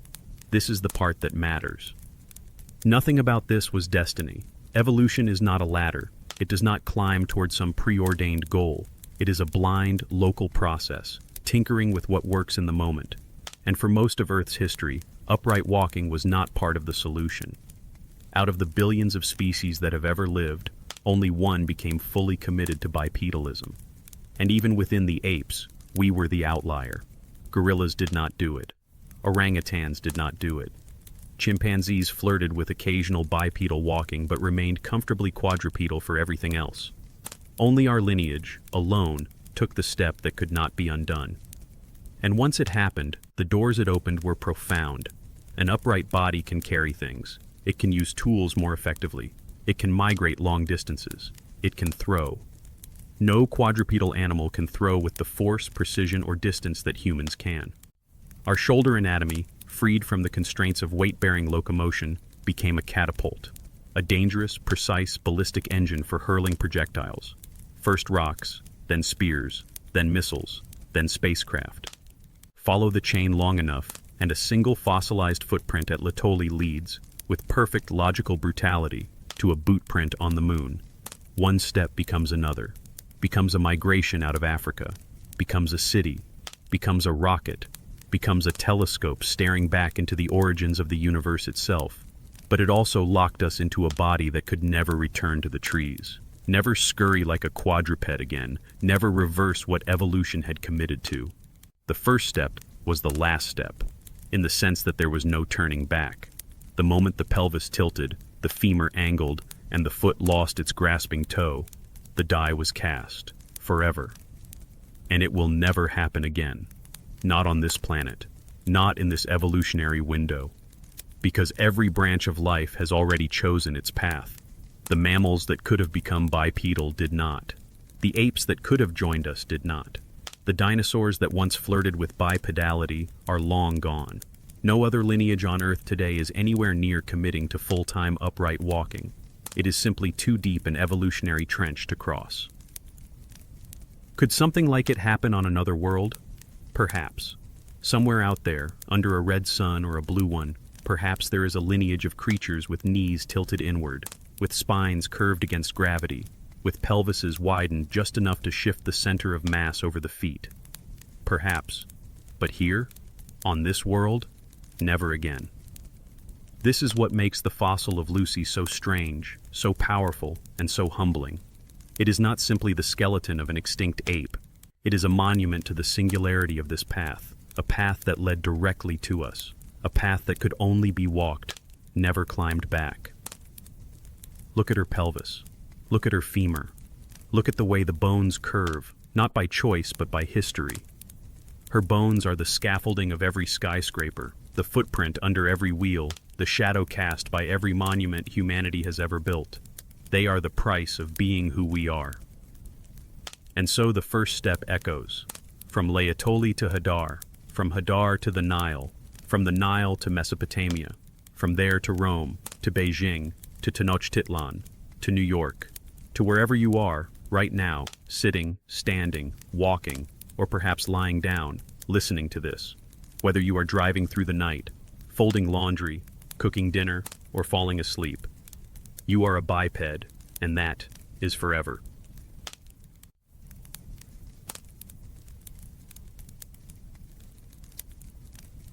Thank you, fellow sapiens, for wandering this timeline with me, for stepping out of the noise, for drifting into the deep, slow rhythms of prehistory, for remembering that our story is older, stranger, and more fragile than anything we were ever taught. If this helped you fall asleep, helped you study, or simply helped you quiet your mind for a little while, thank you for being here. This is a small corner of the internet, where knowledge still wins, where curiosity still matters. And if you think more people should know this story, if you think the story of Lucy, of Dinkinesh, deserves to echo a little further, you already know what to do. Leave a like, subscribe, wherever you are, whenever you are, or somewhere in this world I can only imagine. Thank you. And as always, stay curious, stay calm. I'll see you in the next story.